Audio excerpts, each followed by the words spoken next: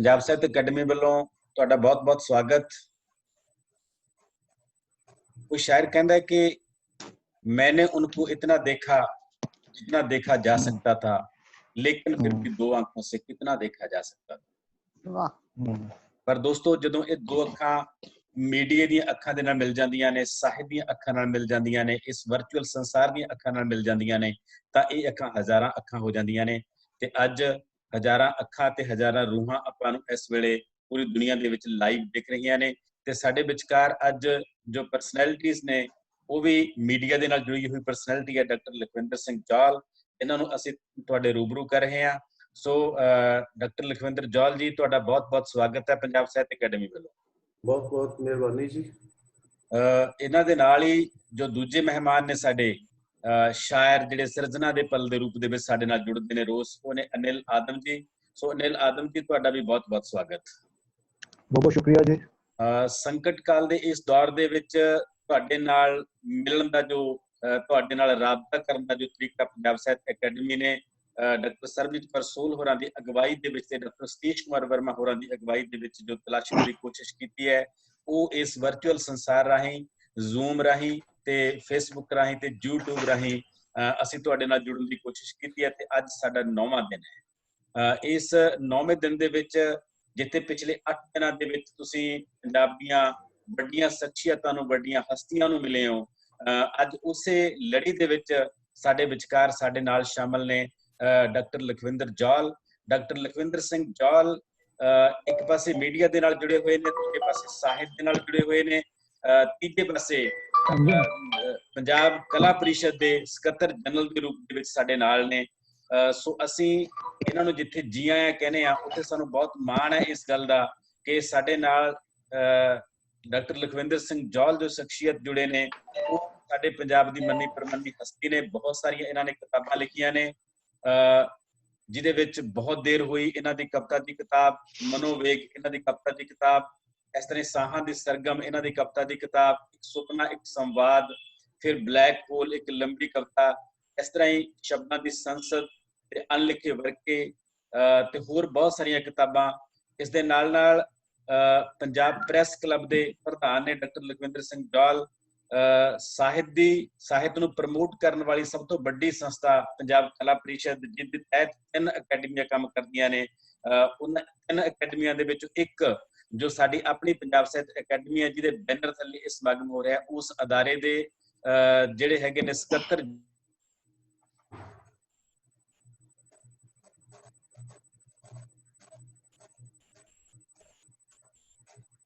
आवाज बंद हो गई। आवाज बंद हो गई डॉक्टर साहब। कुलदीप जी, आवाज नहीं आ रही ਤੁਹਾਡੀ। हेलो, आवाज नहीं आ रही ਤੁਹਾਡੀ। मेरी आवाज नहीं आ रही? हाँ ਹੁਣ ठीक है जी।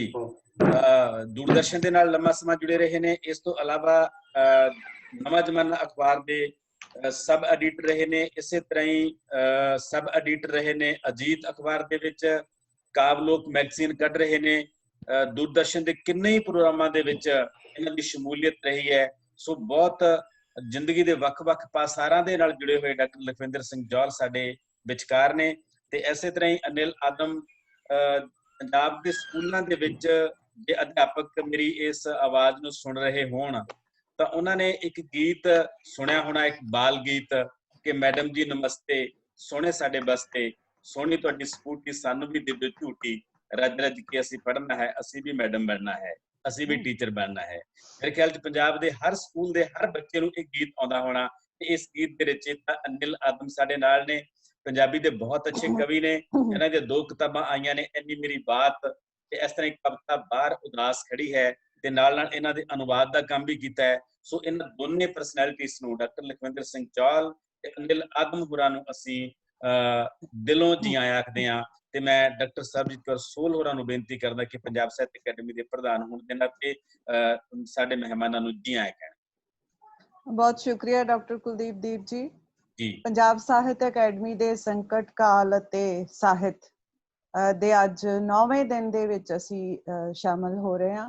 ਇਸ ਪ੍ਰੋਗਰਾਮ ਦੇ ਸਾਡੇ ਅੱਜ ਦੇ ਮਹਿਨਾਜ਼ ਸ਼ਖਸੀਅਤ ਡਾਕਟਰ ਲਖਵਿੰਦਰ ਸਿੰਘ ਜੌਹਲ ਤੇ ਸਾਡੇ ਅੱਜ ਦੇ ਸਿਰਜਣਾ ਦੇ ਪਲ ਸਾਂਝੇ ਕਰਨ ਵਾਲੇ ਅਨਿਲ ਆਦਮ ਜੀ। ਤੁਹਾਡਾ ਸਾਰਿਆਂ ਦਾ ਇਸ ਮੰਚ ਤੇ ਬਹੁਤ ਬਹੁਤ ਸਵਾਗਤ ਹੈ। ਮੈਂ ਦੱਸਣਾ ਚਾਹਾਂਗੀ ਕਿ ਇਸ ਪ੍ਰੋਗਰਾਮ ਦਾ ਮਕਸਦ ਜਿਹੜਾ ਹੈ ਉਹ ਇਹੋ ਹੀ ਆ ਕਿ ਅਸੀਂ ਇਸ ਦੌਰ ਦੇ ਵਿੱਚੋਂ ਲੰਘ ਰਹੇ ਹਾਂ ਜਦੋਂ ਅਸੀਂ ਸਾਡੀਆਂ ਮਨੋਸਥਿਤੀਆਂ ਬਿਲਕੁਲ ਜ਼ੀਰੋ ਚਲੇ ਗਈਆਂ, ਸ਼ੂਨਿਆ ਤੇ ਪਹੁੰਚ ਗਏ। ਅਸੀਂ ਬਹੁਤ ਸਾਰੀਆਂ ਸਾਡੀਆਂ ਜਿਹੜੀਆਂ ਭਾਵਨਾਵਾਂ ਸੀ, ਇੱਕ ਦੂਜੇ ਨੂੰ ਮਿਲਣ ਵਾਲੀਆਂ, ਇੱਕ ਦੂਜੇ ਦੇ ਸਾਹਮਣੇ ਹੋਣ ਵਾਲੀਆਂ, ਉਹ ਮੁਹੱਬਤਾਂ, ਉਹ ਪਿਆਰ ਸਾਰੇ ਦੇ ਸਾਰੇ ਘਰਾਂ 'ਚ ਬੰਦ ਹੋ ਗਏ।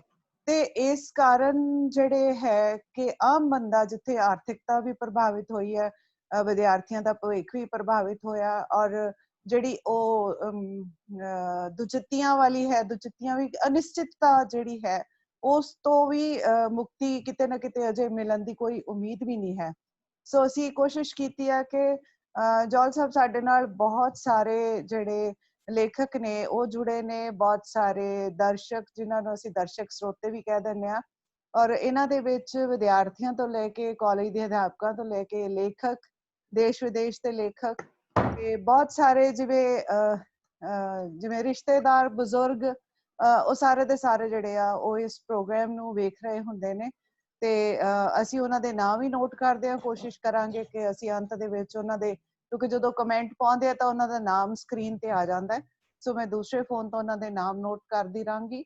ਔਰ ਮੈਨੂੰ ਉਮੀਦ ਹੈ ਕਿ ਜੌਲ ਸਾਹਿਬ ਤੁਸੀਂ ਮੀਡੀਆ ਦੇ ਪੱਖ ਤੋਂ, ਕਿ ਮੀਡੀਆ ਨੇ ਜਿਹੜਾ ਇਸ ਸੰਕਟ ਕਾਲ ਸਮੇਂ ਦੇ ਵਿੱਚ ਆਪਣਾ ਰੋਲ ਨਿਭਾਉਣਾ ਸੀ, ਕਿ ਉਹਨੇ ਨਿਭਾਇਆ ਹੈ, ਜਾਂ ਇਹੋ ਜਿਹੇ ਸਮੇਂ ਦੇ ਵਿੱਚ ਮੀਡੀਆ ਨੂੰ ਕੀ ਕਰਨਾ ਚਾਹੀਦਾ ਹੈ। ਕਿ ਇਸ ਤਰ੍ਹਾਂ ਹੀ ਲੱਗਦਾ, ਆਮ ਬੰਦੇ ਨੂੰ ਤੇ ਇਹੋ ਹੀ ਲੱਗਦਾ ਕਿ ਹਰ ਵੇਲੇ ਜਦੋਂ ਤੁਸੀਂ ਟੀਵੀ ਲਾ ਲੈਂਦੇ ਹੋ ਤੇ ਕਰੋਨਾ ਦੀ ਗੱਲ ਹੀ ਹੋ ਰਹੀ ਹੁੰਦੀ ਆ, ਪੋਜ਼ਿਟਿਵਿਟੀ ਕਿਤੇ ਨਜ਼ਰ ਨਹੀਂ ਆਉਂਦੀ। ਤੇ ਦੂਸਰਾ ਹੈ ਕਿ ਸਾਹਿਤ ਤੇ ਮੀਡੀਆ ਜੇ ਦੋਵੇਂ ਰਲ ਕੇ ਇਸ ਜਿਹੜੇ ਸੰਕਟ ਕਾਲ ਨੂੰ ਕਿਵੇਂ ਉਹ ਹੱਲ ਕਰ ਸਕਦੇ, ਜਾਂ ਡਿਪਰੈਸ਼ਨ ਚੋਂ ਕੱਢ ਸਕਦੇ ਆ, ਜਾਂ ਉਹਦੀ ਉਦਾਸੀਨਤਾ ਦੂਰ ਕਰ ਸਕਦੇ ਆ।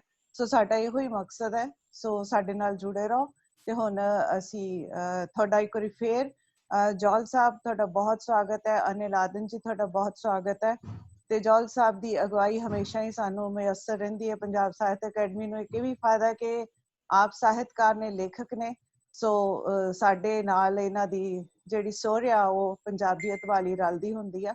ਸੋ ਬਹੁਤ ਬਹੁਤ ਸਵਾਗਤ ਤੁਹਾਡਾ। ਬਹੁਤ ਬਹੁਤ ਧੰਨਵਾਦ ਡਾਕਟਰ ਸੋਹਲ ਮੈਡਮ ਜੀ। ਤੁਹਾਡੀ ਅਗਵਾਈ ਦੇ ਵਿੱਚ ਪੰਜਾਬ ਸਾਹਿਤ ਅਕਾਦਮੀ ਬਹੁਤ ਸਰਗਰਮੀ ਦੇ ਨਾਲ ਲੋਕਾਂ ਦੇ ਨਾਲ ਵਾਬਸਤਾ ਹੈ, ਲੋਕਾਂ ਦੇ ਨਾਲ ਜੁੜਨ ਦੀ ਕੋਸ਼ਿਸ਼ ਕਰ ਰਹੀ ਹੈ, ਤੇ ਇਹ ਪ੍ਰੋਗਰਾਮ ਵੀ ਲੋਕਾਂ ਤੇ ਸਾਹਿਤ ਦੇ ਵਿਚਕਾਰ ਇੱਕ ਪੁਲ ਦੇ ਤੌਰ ਤੇ ਕੰਮ ਕਰ ਰਿਹਾ ਹੈ।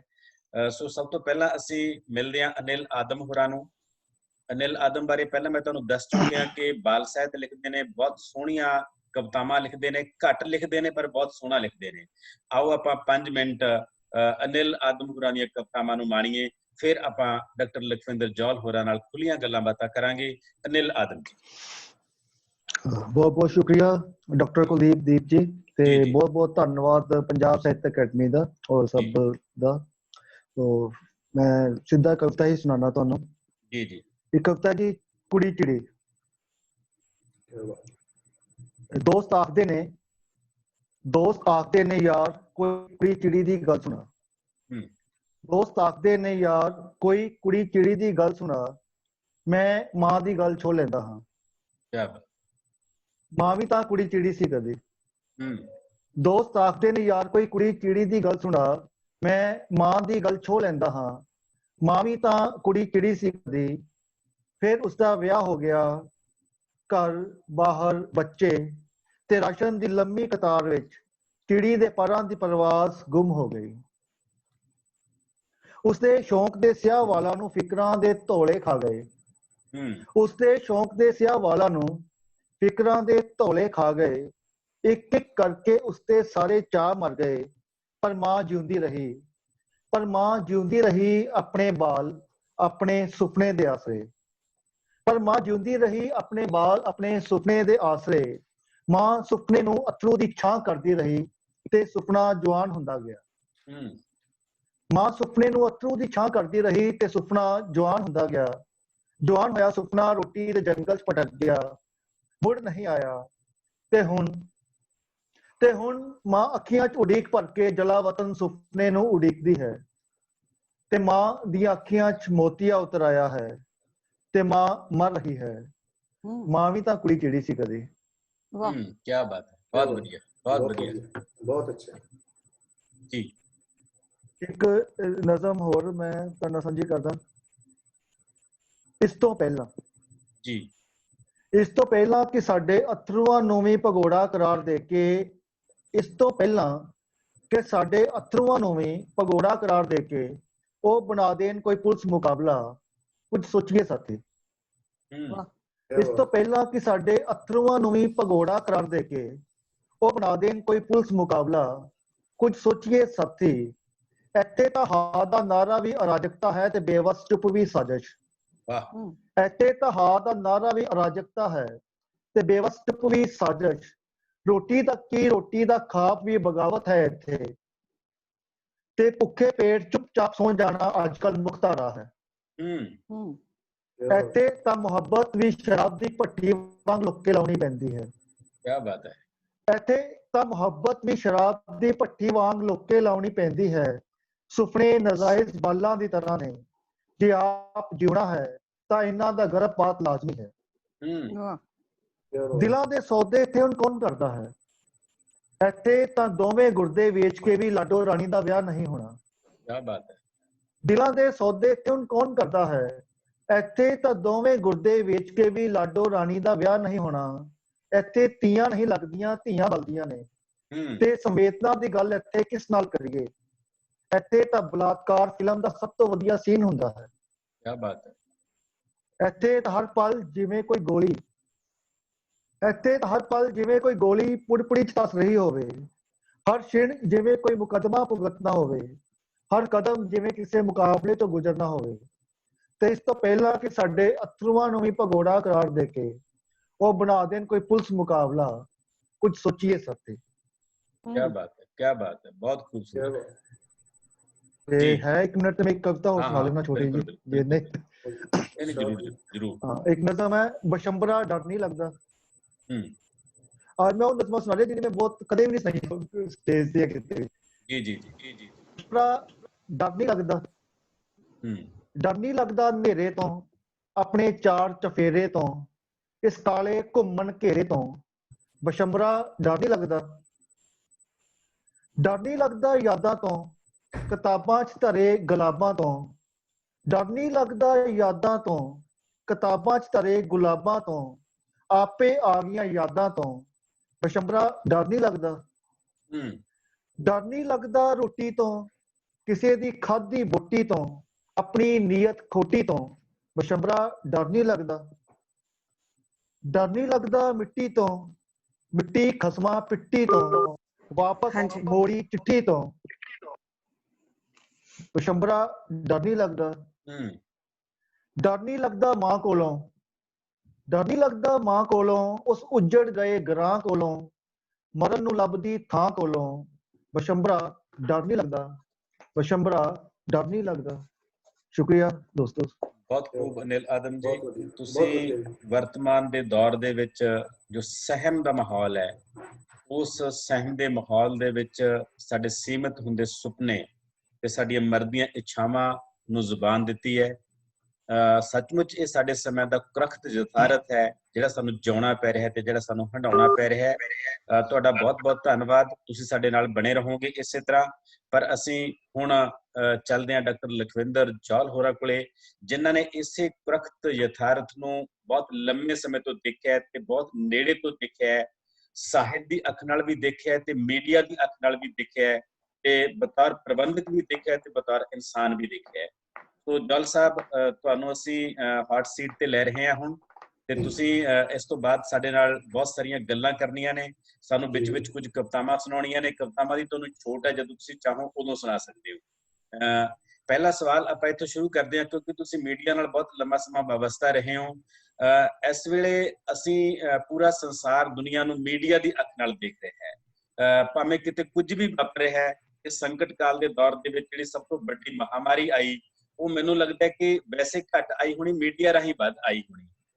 ਆਮ ਤੌਰ ਤੇ ਇਹ ਕਿਹਾ ਜਾਂਦਾ ਹੈ ਕਿ ਮੀਡੀਆ ਪੁਲ ਦਾ ਕੰਮ ਕਰਦਾ ਲੋਕਾਂ ਤੇ ਸਰਕਾਰ ਦੇ ਵਿਚਕਾਰ, ਪਰ ਜਿਹੜੇ ਹੁਣ ਦੇ ਹਾਲਾਤ ਨੇ ਉੱਥੇ ਮੈਨੂੰ ਇਹ ਲੱਗਦਾ ਹੈ ਕਿ ਮੀਡੀਆ ਸਿਆਸਤ ਤੇ ਬਾਜ਼ਾਰ ਦੇ ਹੱਕ ਦੇ ਵਿੱਚ ਭੁਗਤ ਰਿਹਾ ਹੈ, ਬਜਾਏ ਕਿ ਆਮ ਲੋਕਾਂ ਦੀ ਆਵਾਜ਼ ਬਣਨ ਦੇ। ਤੁਹਾਨੂੰ ਕੀ ਲੱਗਦਾ ਹੈ? ਬਿਲਕੁਲ ਤੁਸੀਂ ਠੀਕ ਕਿਹਾ। ਮੈਂ ਮੀਡੀਆ ਦੀ ਗੱਲ ਤੇ ਆਉਣ ਤੋਂ ਪਹਿਲਾਂ ਤੁਹਾਡਾ ਸਾਰਿਆਂ ਦਾ ਧੰਨਵਾਦ ਕਰਨਾ ਚਾਹੁੰਦਾ। ਪੰਜਾਬ ਸਾਹਿਤ ਅਕਾਦਮੀ ਦਾ, ਮੈਡਮ ਸਰਬਜੀਤ ਸੋਹਲ ਹੋਰਾਂ ਦਾ, ਡਾਕਟਰ ਕੁਲਦੀਪ ਸਿੰਘ ਜੀ ਹੋਰਾਂ ਦਾ ਤੇ ਉਹਨਾਂ ਸਾਰੇ ਦੋਸਤਾਂ ਦਾ ਜਿਨ੍ਹਾਂ ਨੇ ਇਸ ਪ੍ਰੋਗਰਾਮ ਨੂੰ ਵਿਉਂਤਿਆ ਔਰ ਲਗਾਤਾਰ ਪਿਛਲੇ ਕਈ ਦਿਨਾਂ ਤੋਂ, ਜਿਵੇਂ ਤੁਸੀਂ ਦੱਸਿਆ ਕਿ ਅੱਜ ਇਹ 9ਵਾਂ ਪ੍ਰੋਗਰਾਮ ਹੈ। ਇਸ ਸੰਕਟ ਕਾਲ ਦੇ ਸਮੇਂ ਵਿੱਚ ਜਦੋਂ ਜਿਹੜਾ ਉਹ ਇਹ ਵੀ ਇੱਕ ਤਰ੍ਹਾਂ ਨਾਲ ਮੀਡੀਆ ਹੀ ਹੈ ਜਿਹੜਾ ਆਪਾਂ ਇਸ ਵੇਲੇ ਜਿਹਦੇ ਥਰੂ ਜਿਹੜਾ ਉਹ ਆਪਾਂ ਗੱਲਬਾਤ ਕਰ ਰਹੇ ਹਾਂ, ਔਰ ਇਸ ਡਿਵਾਈਸ ਨੂੰ ਅਪਣਾ ਕੇ ਜਿਹੜਾ ਉਹ ਇਸ ਵੇਲੇ ਦੇ ਜੋ ਹਾਲਾਤ ਨੇ ਉਹਦੇ ਵਿੱਚ ਜਿਹੜਾ ਉਹ ਸਥਿਤੀ ਨੂੰ ਸਮਝਣਾ ਤੇ ਸਥਿਤੀ ਦੇ ਅਨੁਸਾਰ ਜਿਹੜਾ ਉਹ ਲਾਮਬੰਦੀ ਕਰਨੀ, ਲੋਕਾਂ ਨੂੰ ਜਿਹੜਾ ਉਹ ਇਸ ਤਰ੍ਹਾਂ ਦੀ ਰਾਹਤ ਦੇਣੀ, ਉਹਨਾਂ ਨੂੰ ਗੱਲ ਕਰਨ ਦੀ ਜਿਹੜਾ ਉਹ ਮੌਕਾ ਦੇਣਾ, ਪਲੇਟਫਾਰਮ ਦੇਣਾ, ਇਹ ਆਪਣੇ ਆਪ ਦੇ ਵਿੱਚ ਬਹੁਤ ਵੱਡਾ ਕਾਰਜ ਹੈ ਜਿਹਨੂੰ ਪੰਜਾਬ ਸਾਹਿਤ ਅਕਾਦਮੀ ਨੇ ਮਹਿਸੂਸ ਕੀਤਾ ਔਰ ਇਹਨੂੰ ਲਗਾਤਾਰ ਚਲਾਇਆ। ਇਸ ਲਈ ਮੈਂ ਸਮਝਦਾ ਕਿ ਇਸ ਦੂਰ ਅੰਦੇਸ਼ੀ ਦੇ ਵਿੱਚ ਤੁਹਾਡਾ ਸਾਰਿਆਂ ਦਾ ਯੋਗਦਾਨ ਹੈ ਤੇ ਬਹੁਤ ਜ਼ਰੂਰੀ ਹੈ ਕਿ ਗੱਲ ਜਿਹੜੀ ਹੈ ਮੈਂ ਜਿਹੜੀ ਉਹ ਮੀਡੀਆ ਨਾਲ ਜੋੜ ਕੇ ਕਰ ਦਿੰਦਾ ਕਿ ਇਹ ਬਹੁਤ ਜ਼ਰੂਰੀ ਹੁੰਦਾ ਹੈ ਕਿ ਸੰਵਾਦ ਜਿਹੜਾ ਉਹ ਬਹੁਤ ਤਰਫਾ ਹੋ ਜਾਏ, ਸੰਵਾਦ ਜਿਹੜਾ ਉਹ ਮਨ ਵਿੱਚ ਨਹੀਂ ਨਾ ਰਹੇ, ਉਹ ਮੋਨੋਲੋਗ ਨਾ ਰਹੇ। ਕਿਉਂਕਿ ਪਿਛਲੇ ਕੁਝ ਸਮੇਂ ਦੇ ਵਿੱਚ ਜਿਉਂ ਹੀ ਇਹ ਮਹਾਮਾਰੀ ਸ਼ੁਰੂ ਹੋਈ, ਇਹ ਕਿਸੇ ਨੇ ਕਿਆਸੀ ਨਹੀਂ ਸੀ, ਕਿਸੇ ਨੂੰ ਪਤਾ ਨਹੀਂ ਸੀ ਕਿ ਇਸ ਤਰ੍ਹਾਂ ਹੋਣਾ। ਲੇਕਿਨ ਜਿਉਂ-ਜਿਉਂ ਜਿਵੇਂ ਅਸੀਂ ਕਹਿੰਦੇ ਹਾਂ ਕਿ ਗੱਡੀ ਚਲਾਉਂਦੇ ਹੀ ਗੱਡੀ ਸਿੱਖੀ ਜਾਂਦੀ ਹੈ, ਉਸੇ ਤਰ੍ਹਾਂ ਇਹ ਕਰੋਨਾ ਮਹਾਮਾਰੀ ਦਾ ਵਾਇਰਸ ਜਦੋਂ ਆਇਆ, ਇਹਦੇ ਨਾਲ ਨਜਿੱਠਣ ਦਾ ਜਿਹੜਾ ਬਲ ਹੈ ਉਹ ਵੀ ਇਹਨੂੰ ਝੇਲਦਿਆਂ ਹੀ ਸਾਰਿਆਂ ਦੇ ਜਿਹੜਾ ਉਹ ਸਾਹਮਣੇ ਆਇਆ ਕਿ ਕਿਵੇਂ ਜਿਹੜਾ ਇਹਨੂੰ ਝੇਲਣਾ, ਕਿਵੇਂ ਇਹ ਤੋਂ ਬਚਣਾ ਹੈ, ਕਿਵੇਂ ਜਿਹੜਾ ਇਹਦੀਆਂ ਸਾਵਧਾਨੀਆਂ ਨੇ। ਕਿਉਂਕਿ ਜਿੰਨਾ ਚਿਰ ਇਹਦੀ ਕੋਈ ਦਵਾਈ ਨਹੀਂ ਹੈਗੀ, ਜਿੰਨਾ ਚਿਰ ਇਹਨੂੰ ਅਸੀਂ ਜਿਹੜਾ ਉਹ ਪੱਕੇ ਤੌਰ ਤੇ ਕਹਿ ਨਹੀਂ ਸਕਦੇ ਕਿ ਜਿਹਨੂੰ ਇਹ ਮਹਾਮਾਰੀ ਦੀ ਲਪੇਟ ਵਿੱਚ ਜਿਹੜਾ ਆ ਜਾਏਗਾ ਉਹ ਬਚ ਸਕਦਾ ਹੈ ਕਿ ਨਹੀਂ ਬਚ ਸਕਦਾ, ਉਹਦੇ ਨਾਲ ਜਿਹੜੀ ਹੈ ਉਹ ਮਾਨਸਿਕ ਤਣਾਅ ਬਹੁਤ ਸਾਰੇ ਜਿਹੜੇ ਆ ਉਹ ਤੁਹਾਨੂੰ ਘੇਰ ਲੈਂਦੇ ਆ। ਕਿਉਂਕਿ ਅਸਲ ਦੇ ਵਿੱਚ ਇਹ ਕਰੋਨਾ ਕਿਸੇ ਨੂੰ ਹੋਣਾ ਤਾਂ ਬਹੁਤ ਦੂਰ ਦੀ ਗੱਲ ਹੈ ਕਿ ਹੋਇਆ ਕਿ ਨਹੀਂ ਹੋਇਆ, ਇਹ ਬਾਅਦ ਦੀ ਗੱਲ ਹੈ। ਲੇਕਿਨ ਉਸ ਤੋਂ ਪਹਿਲਾਂ ਹੀ ਜਿਹੜਾ ਅਸੀਂ ਇਹ ਇਮੈਜਿਨ ਕਰ ਲੈਂਦੇ ਹਾਂ ਕਿ ਜੇ ਮੈਨੂੰ ਹੋ ਗਿਆ ਤਾਂ ਕੀ ਹੋਊਗਾ। ਇਸ ਕਰਕੇ ਇਸ ਇਦਾਂ ਦੀ ਸਿਚੁਏਸ਼ਨ ਦੇ ਵਿੱਚ, ਇਹੋ ਜਿਹੀ ਸਥਿਤੀ ਦੇ ਵਿੱਚ ਜਿਹੜਾ ਸਭ ਤੋਂ ਵੱਡਾ ਜੇ ਕੋਈ ਰਾਹਤ ਦੇਣ ਵਾਲਾ ਕੋਈ ਮੁਕਾਮ ਹੁੰਦਾ ਹੈ ਤੇ ਉਹ ਹੁੰਦਾ ਹੈ ਮੀਡੀਆ। ਕਿਉਂਕਿ ਅਸੀਂ ਸਾਰਾ ਦਿਨ ਟੈਲੀਵਿਜ਼ਨ ਅੱਗੇ ਬੈਠਦੇ ਹਾਂ, ਰੇਡੀਓ ਦੀਆਂ ਖਬਰਾਂ ਸੁਣਦੇ ਹਾਂ, ਅਖਬਾਰ ਦੀ ਉਡੀਕ ਵੈਸੇ ਕਰਦੇ ਹਾਂ, ਪਰ ਅਖਬਾਰ ਜਿਹੜਾ ਉਹ ਕਿਉਂਕਿ ਇਸ ਕਰੋਨਾ ਮਹਾਮਾਰੀ ਦੇ ਵਿੱਚ ਅਖਬਾਰ ਜਿਹੜਾ ਉਹਦੇ ਬਾਰੇ ਇਹ ਭ੍ਰਾਂਤੀ ਪੈਦਾ ਹੋ ਗਈ, ਪਤਾ ਨਹੀਂ ਉਹ ਵਾਹਕ ਬਣਦਾ ਜਾਂ ਨਹੀਂ ਬਣਦਾ, ਕਿਉਂਕਿ ਅਖਬਾਰ ਬਾਰੇ ਇਹ ਸਮਝ ਲਿਆ ਗਿਆ ਕਿ ਅਖਬਾਰ ਜਿਹੜੀ ਹੈ ਉਹ ਇਹਦਾ ਵਾਹਕ ਬਣ ਕੇ ਕਿਤੇ ਤੁਹਾਡੀਆਂ ਬਰੂਹਾਂ ਤੇ ਦਸਤਕ ਨਾ ਦੇ ਦੇਵੇ। ਇਸ ਕਰਕੇ ਪ੍ਰਿੰਟ ਮੀਡੀਆ ਨੇ ਜਿਹੜਾ ਇਸ ਸੰਤਾਪ ਨੂੰ ਇਹਨਾਂ ਦਿਨਾਂ ਦੇ ਵਿੱਚ ਸਭ ਤੋਂ ਜ਼ਿਆਦਾ ਝੱਲਿਆ। ਜੇ ਮਾਰ ਜਿਹੜੀ ਹੈ ਕਿਸੇ ਇੱਕ ਪਾਸੇ ਮੀਡੀਆ ਦੇ ਵਿੱਚੋਂ ਵੀ ਜੇ ਇੱਕ ਜਗ੍ਹਾ ਉੱਤੇ ਸਭ ਤੋਂ ਜ਼ਿਆਦਾ ਮਾਰ ਪਈ ਹੈ ਤੇ ਉਹ ਪ੍ਰਿੰਟ ਮੀਡੀਆ ਉੱਪਰ ਪਈ ਹੈ, ਇਲੈਕਟ੍ਰੋਨਿਕ ਮੀਡੀਆ ਉੱਪਰ ਘੱਟ ਪਈ ਹੈ। ਕਿਉਂਕਿ ਇਲੈਕਟ੍ਰੋਨਿਕ ਮੀਡੀਆ ਜਿਹੜਾ ਉਹ ਆਪਣੇ ਆਪ ਦੇ ਵਿੱਚ ਸੋਸ਼ਲ ਡਿਸਟੈਂਸਿੰਗ ਜਿਹੜੀ ਹੈ ਉਹ ਕਾਇਮ ਕਰ ਲੈਂਦਾ, ਕਿਉਂਕਿ ਉਹਦੇ ਵਿੱਚ ਇਹ ਹੈ ਕਿ ਉਹਦੀ ਐਡੀਟਿੰਗ, ਉਹਦੀ ਰਿਪੋਰਟਿੰਗ ਉਹ ਥੋੜੀ ਫਰਕ ਤੇ ਵੀ ਹੋ ਜਾਂਦੀ ਹੈ। ਲੇਕਿਨ ਅਖਬਾਰ ਕਿਉਂਕਿ ਤੁਸੀਂ ਜਿਹੜਾ ਉਹ ਫਿਜ਼ੀਕਲੀ ਉਹਦੇ ਨਾਲ ਤੁਸੀਂ ਜੂਝਣਾ ਹੁੰਦਾ, ਔਰ ਚਾਹੇ ਉਹ ਹੌਕਰ ਲੈ ਕੇ ਆਵੇ, ਚਾਹੇ ਉਹ ਟੇਬਲ ਤੇ ਪ੍ਰਿੰਟ ਹੋਵੇ, ਚਾਹੇ ਟੇਬਲ ਤੇ ਬਣੇ ਤੇ ਚਾਹੇ ਅੱਗੇ ਪ੍ਰਿੰਟ ਹੋਵੇ, ਉਹਨੂੰ ਹਮੇਸ਼ਾ ਜਿਹੜਾ ਉਹ ਹੱਥਾਂ ਦੀ ਸ਼ੋਅ ਪ੍ਰਾਪਤ ਹੁੰਦੀ ਹੈ। ਇਸ ਕਰਕੇ ਜਿਹੜਾ ਉਹ ਉੱਥੇ ਜ਼ਿਆਦਾ ਜਿਹੜੀ ਉਹ ਸਮੱਸਿਆ ਆਈ ਹੈ। ਹੁਣ ਆਪਾਂ ਆਈਏ ਜਿਹੜੀ ਗੱਲ ਤੁਸੀਂ ਕਹੀ ਸੀਗੀ ਮੀਡੀਆ ਬਾਰੇ, ਕਿ ਅਸਲ ਦੇ ਵਿੱਚ ਇਹ ਗੱਲ ਤੁਹਾਡੀ ਬਿਲਕੁਲ ਸਹੀ ਹੈ ਕਿ ਮੀਡੀਆ ਨੇ ਇਸ ਮੰਦੇ ਦੌਰ ਦੇ ਵਿੱਚ ਆਪਣੀ ਉਹ ਜ਼ਿੰਮੇਵਾਰੀ, ਮੈਂ ਵੀ ਇਹ ਮਹਿਸੂਸ ਕਰ ਰਿਹਾ ਕਿ ਆਪਣੀ ਉਹ ਜ਼ਿੰਮੇਵਾਰੀ ਨਹੀਂ ਨਿਭਾਈ ਜਿਹੜੀ ਉਹਨੂੰ ਨਿਭਾਉਣੀ ਚਾਹੀਦੀ ਸੀ। ਸਿਰਫ ਸਾਡਾ ਮੀਡੀਆ ਜਿਹੜਾ ਉਹ ਸਿਰਫ ਖਬਰਾਂ ਦੇਣ ਤੱਕ ਤੇ ਖਬਰਾਂ ਤੋਂ ਅੱਗੇ ਜਿਹੜਾ ਉਹ ਸਰਕਾਰ ਦੀਆਂ ਕੀ ਪਾਲਿਸੀਜ਼ ਨੇ, ਕੀ ਸਰਕਾਰ ਕਰਨਾ ਚਾਹੁੰਦੀ ਹੈ ਜਾਂ ਕਹਿਣਾ ਚਾਹੁੰਦੀ ਹੈ, ਉਹਨੂੰ ਜਿਹੜਾ ਉਹ ਉਸ ਨਜ਼ਰੀਏ ਤੋਂ ਦੇਖਣ ਦੀ ਬਜਾਏ, ਮਤਲਬ ਲੋਕ ਪੱਖੀ ਨਜ਼ਰੀਏ ਤੋਂ ਦੇਖਣ ਦੀ ਬਜਾਏ ਜਾਂ ਲੋਕਾਂ ਨੂੰ ਰਾਹਤ ਮਹਿਸੂਸ ਕਰਾਉਣ ਦੇ ਨਜ਼ਰੀਏ ਤੋਂ ਦੇਖਣ ਦੀ ਬਜਾਏ ਸਿਰਫ ਜਿਹੜਾ ਉਹ ਪ੍ਰਚਾਰ ਮਾਤਰ ਰਹਿ ਗਿਆ।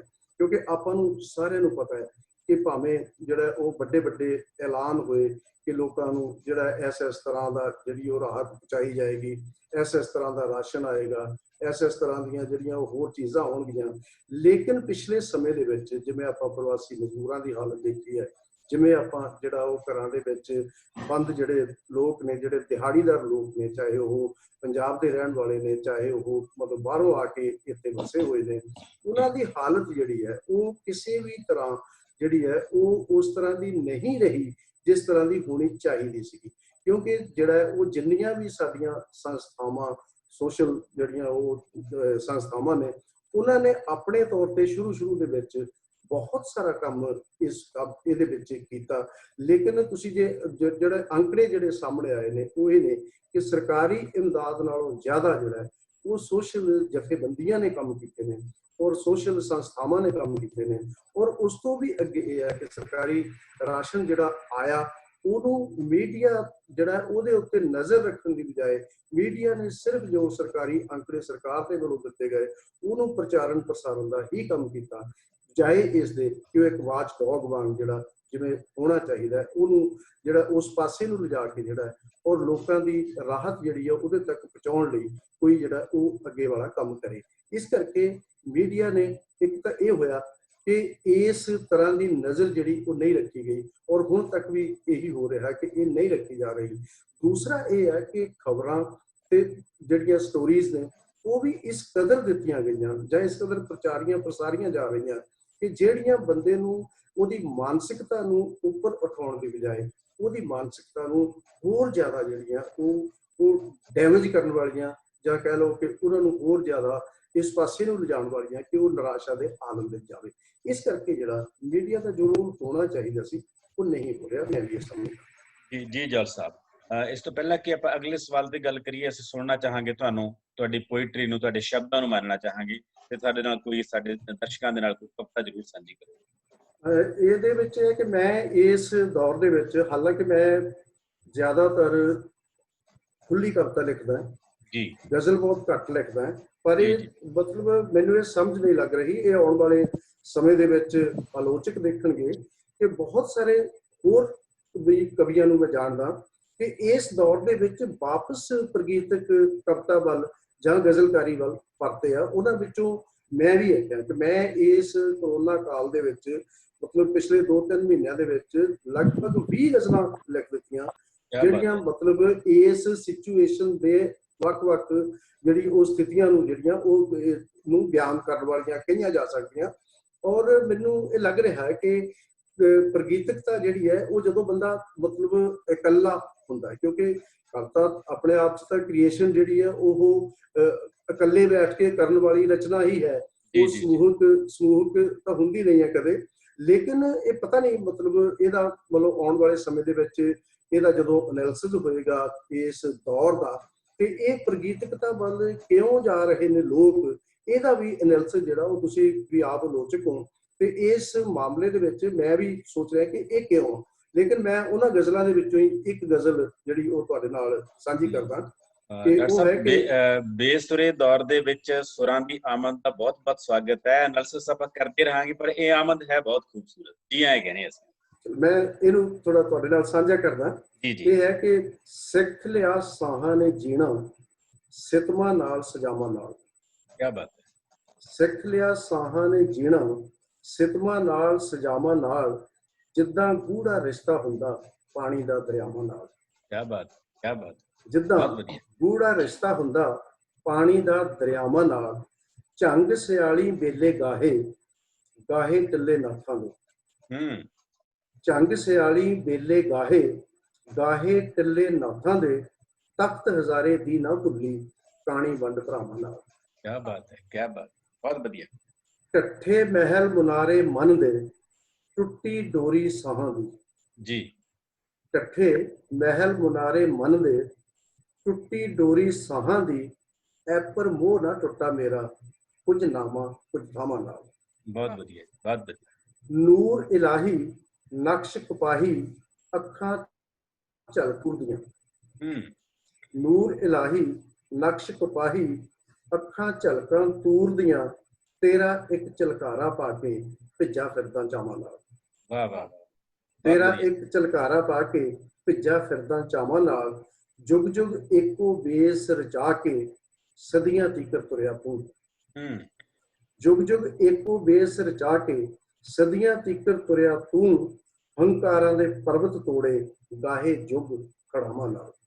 ਬਹੁਤ ਵਧੀਆ, ਬਹੁਤ ਹੰਕਾਰਾਂ ਦੇ ਪਰਬਤ ਤੋੜੇ ਗਾਹੇ ਜੁਗ ਖੜਾਵਾਂ ਨਾਲ। ਤੇ ਸ਼ੇਰ ਸੁਣਨਾ ਦੀਪ ਜੀ ਜਰਾ ਧਿਆਨ ਨਾਲ, ਕਿ ਤੇਰੀ ਆਮਦ ਤੇ ਨਾ ਸ਼ਿਕਵਾ, ਸ਼ਿਕਵਾ ਤੌਰ ਤਰੀਕੇ ਤੇ। ਕਿਆ ਬਾਤ ਹੈ। ਤੇਰੀ ਆਮਦ ਤੇ ਨਾ ਸ਼ਿਕਵਾ, ਸ਼ਿਕਵਾ ਤੌਰ ਤਰੀਕੇ ਤੇ, ਨਫ਼ਰਤ ਜ਼ਹਿਰ ਕੁੜੱਤਣ ਕੀਨਾ ਆਈਆਂ ਹੋਰ ਬੁਲਾਵਾਂ ਨਾਲ। ਕਿਆ ਬਾਤ ਹੈ, ਕਿਆ ਬਾਤ।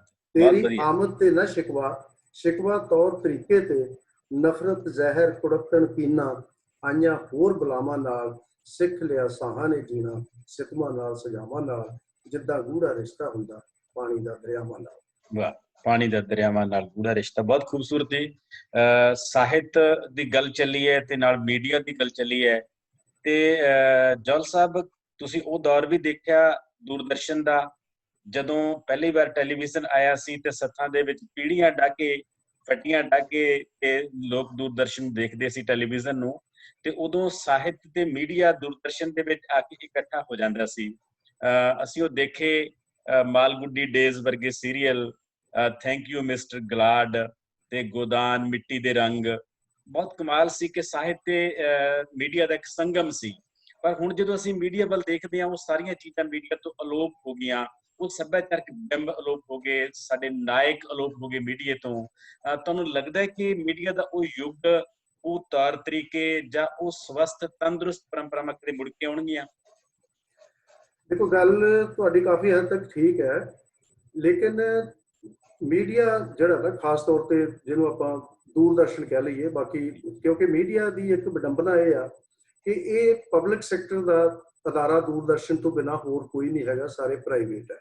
ਤੇ ਜਦੋਂ ਪ੍ਰਾਈਵੇਟ ਹੈ ਬਾਕੀ ਸਾਰੇ, ਤੇ ਫਿਰ ਜਿਹੜਾ ਉਹ ਕਮਰਸ਼ਲਾਈਜੇਸ਼ਨ ਜਿਹੜੀ ਹੈ ਉਹ ਭਾਰੂ ਹੋ ਜਾਂਦੀ ਹੈ, ਤਾਰੀ ਹੋ ਜਾਂਦੀ ਹੈ। ਲੇਕਿਨ ਜਿਹੜਾ ਉਹ ਦੁਖਾਂਤ ਇਸ ਗੱਲ ਦਾ ਹੈ ਕਿ ਦੂਰਦਰਸ਼ਨ ਨੂੰ ਇਸ ਵਾਲੇ ਪਾਸੇ ਨਹੀਂ ਜਾਣਾ ਚਾਹੀਦਾ ਸੀਗਾ। ਦੁੱਖ ਇਸ ਗੱਲ ਦਾ ਕਿਉਂਕਿ ਦੂਰਦਰਸ਼ਨ ਆਪਣੇ ਆਪ ਦੇ ਵਿੱਚ ਪਬਲਿਕ ਬ੍ਰੌਡਕਾਸਟਿੰਗ ਜਿਹੜਾ ਉਹਦਾ ਧਿਆਨ ਰੱਖਣਾ ਚਾਹੀਦਾ ਸੀ। ਲੇਕਿਨ ਹੌਲੀ ਹੌਲੀ ਕਿਉਂਕਿ ਜਿਹੜਾ ਉਹ ਸਿਸਟਮ ਇਸ ਤਰ੍ਹਾਂ ਦਾ ਹੋ ਗਿਆ ਕਿ ਦੂਰਦਰਸ਼ਨ ਨੇ ਖੁਦ ਵੀ ਜਿਹੜਾ ਹੈ ਉਹ ਕਮਰਸ਼ਲਾਈਜੇਸ਼ਨ ਨੂੰ ਪਹਿਲ ਦੇ ਦਿੱਤੀ, ਪਬਲਿਕ ਸੈਕਟਰ ਵਾਲਾ ਆਪਣਾ ਜਿਹੜਾ ਉਹ ਖਾਲਸਾ ਉਹ ਹੌਲੀ ਹੌਲੀ ਛੱਡ ਕੇ।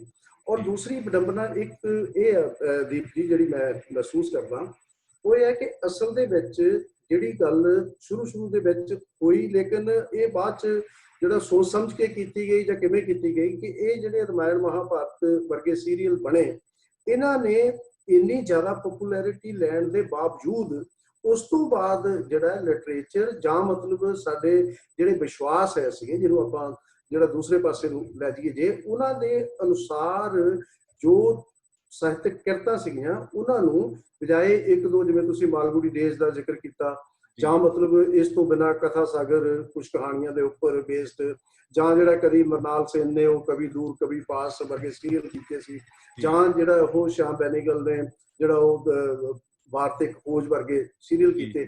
ਲੇਕਿਨ ਉਸ ਤੋਂ ਬਾਅਦ ਜਿਹੜਾ ਹੈ ਕਿ ਸਾਹਿਤਕ ਕਿਰਤਾਂ ਉੱਤੇ ਆਧਾਰਿਤ ਜਾਂ ਕਿਤਾਬਾਂ ਜਿਹੜੀਆਂ ਪਹਿਲਾਂ ਲਿਖੀਆਂ ਜਾ ਚੁੱਕੀਆਂ ਉਹਨਾਂ ਉੱਪਰ ਆਧਾਰਿਤ ਸੀਰੀਅਲ ਬਣਾਉਣ ਦੀ ਬਜਾਏ, ਹਾਲਾਂਕਿ ਬਹੁਤ ਲੰਬਾ ਸਮਾਂ ਬਹੁਤ ਸਾਰੀਆਂ ਇੰਡੀਅਨ ਕਲਾਸਿਕ ਲਿਟਰੇਚਰ ਤੇ ਸੀਰੀਜ਼ ਚੱਲਦੀਆਂ ਰਹੀਆਂ, ਉਹਦੇ ਅਧੀਨ ਬਹੁਤ ਸਾਰਾ ਕੰਮ ਹੋਇਆ। ਬਹੁਤ ਸਾਰੇ ਕੰਮ ਦੇ ਵਿੱਚ ਇਹ ਹੋਇਆ ਕਿ ਪੰਜਾਬੀ ਦੇ ਵੀ ਬਹੁਤ ਸਾਰੇ ਵੱਡੇ ਨਾਵਲਾਂ ਦੇ ਉੱਤੇ ਸੀਰੀਅਲ ਬਣੇ, ਜਿਹਦੇ ਵਿੱਚੋਂ ਸੋਹਣ ਸਿੰਘ ਸੀਤਲ ਦਾ ਇੱਕ ਨਾਵਲ ਯੁੱਗ ਬਦਲ ਗਿਆ, ਉਹਦੇ ਉੱਪਰ ਖੁਦ ਮੈਂ ਸੀਰੀਅਲ ਕੀਤਾ ਜਿਹੜਾ ਨੈਸ਼ਨਲ ਤੇ ਚੱਲਿਆ। ਔਰ ਬਲਦੇਵ ਸਿੰਘ ਸੜਕਨਾਮਾ ਦਾ ਇੱਕ ਬਹੁਤ ਪੁਰਾਣਾ ਨਾਵਲ ਹੈ ਕੱਚੀਆਂ ਕੰਧਾਂ, ਉਹਦੇ ਉੱਤੇ ਬੇਸਡ ਇੱਕ ਹਿੰਦੀ ਸੀਰੀਅਲ ਮੈਂ ਕੀਤਾ ਜਿਹੜਾ 26 ਐਪੀਸੋਡ ਦੇ ਵਿੱਚ ਆਧਾਰਸ਼ਿਲਾ ਦੇ ਟਾਈਟਲ ਤੇ ਦੂਰਦਰਸ਼ਨ ਤੇ ਚੱਲਿਆ, ਔਰ ਉਹਨੂੰ ਹਿੰਦੀ ਵਿੱਚ ਕੀਤਾ ਗਿਆ ਸੀਗਾ, ਡੀਡੀ ਕਿਸਾਨ ਚੈਨਲ ਤੇ ਚੱਲਿਆ। ਔਰ ਇਹਦੇ ਜਸਵੰਤ ਸਿੰਘ ਕਮਲ ਹੋਰਾਂ ਦੇ ਨਾਵਲ ਰੂਪ ਧਾਰਾ ਉੱਪਰ ਮੈਂ ਸੀਰੀਅਲ ਕੀਤਾ ਜਿਹੜਾ ਚੱਲਿਆ।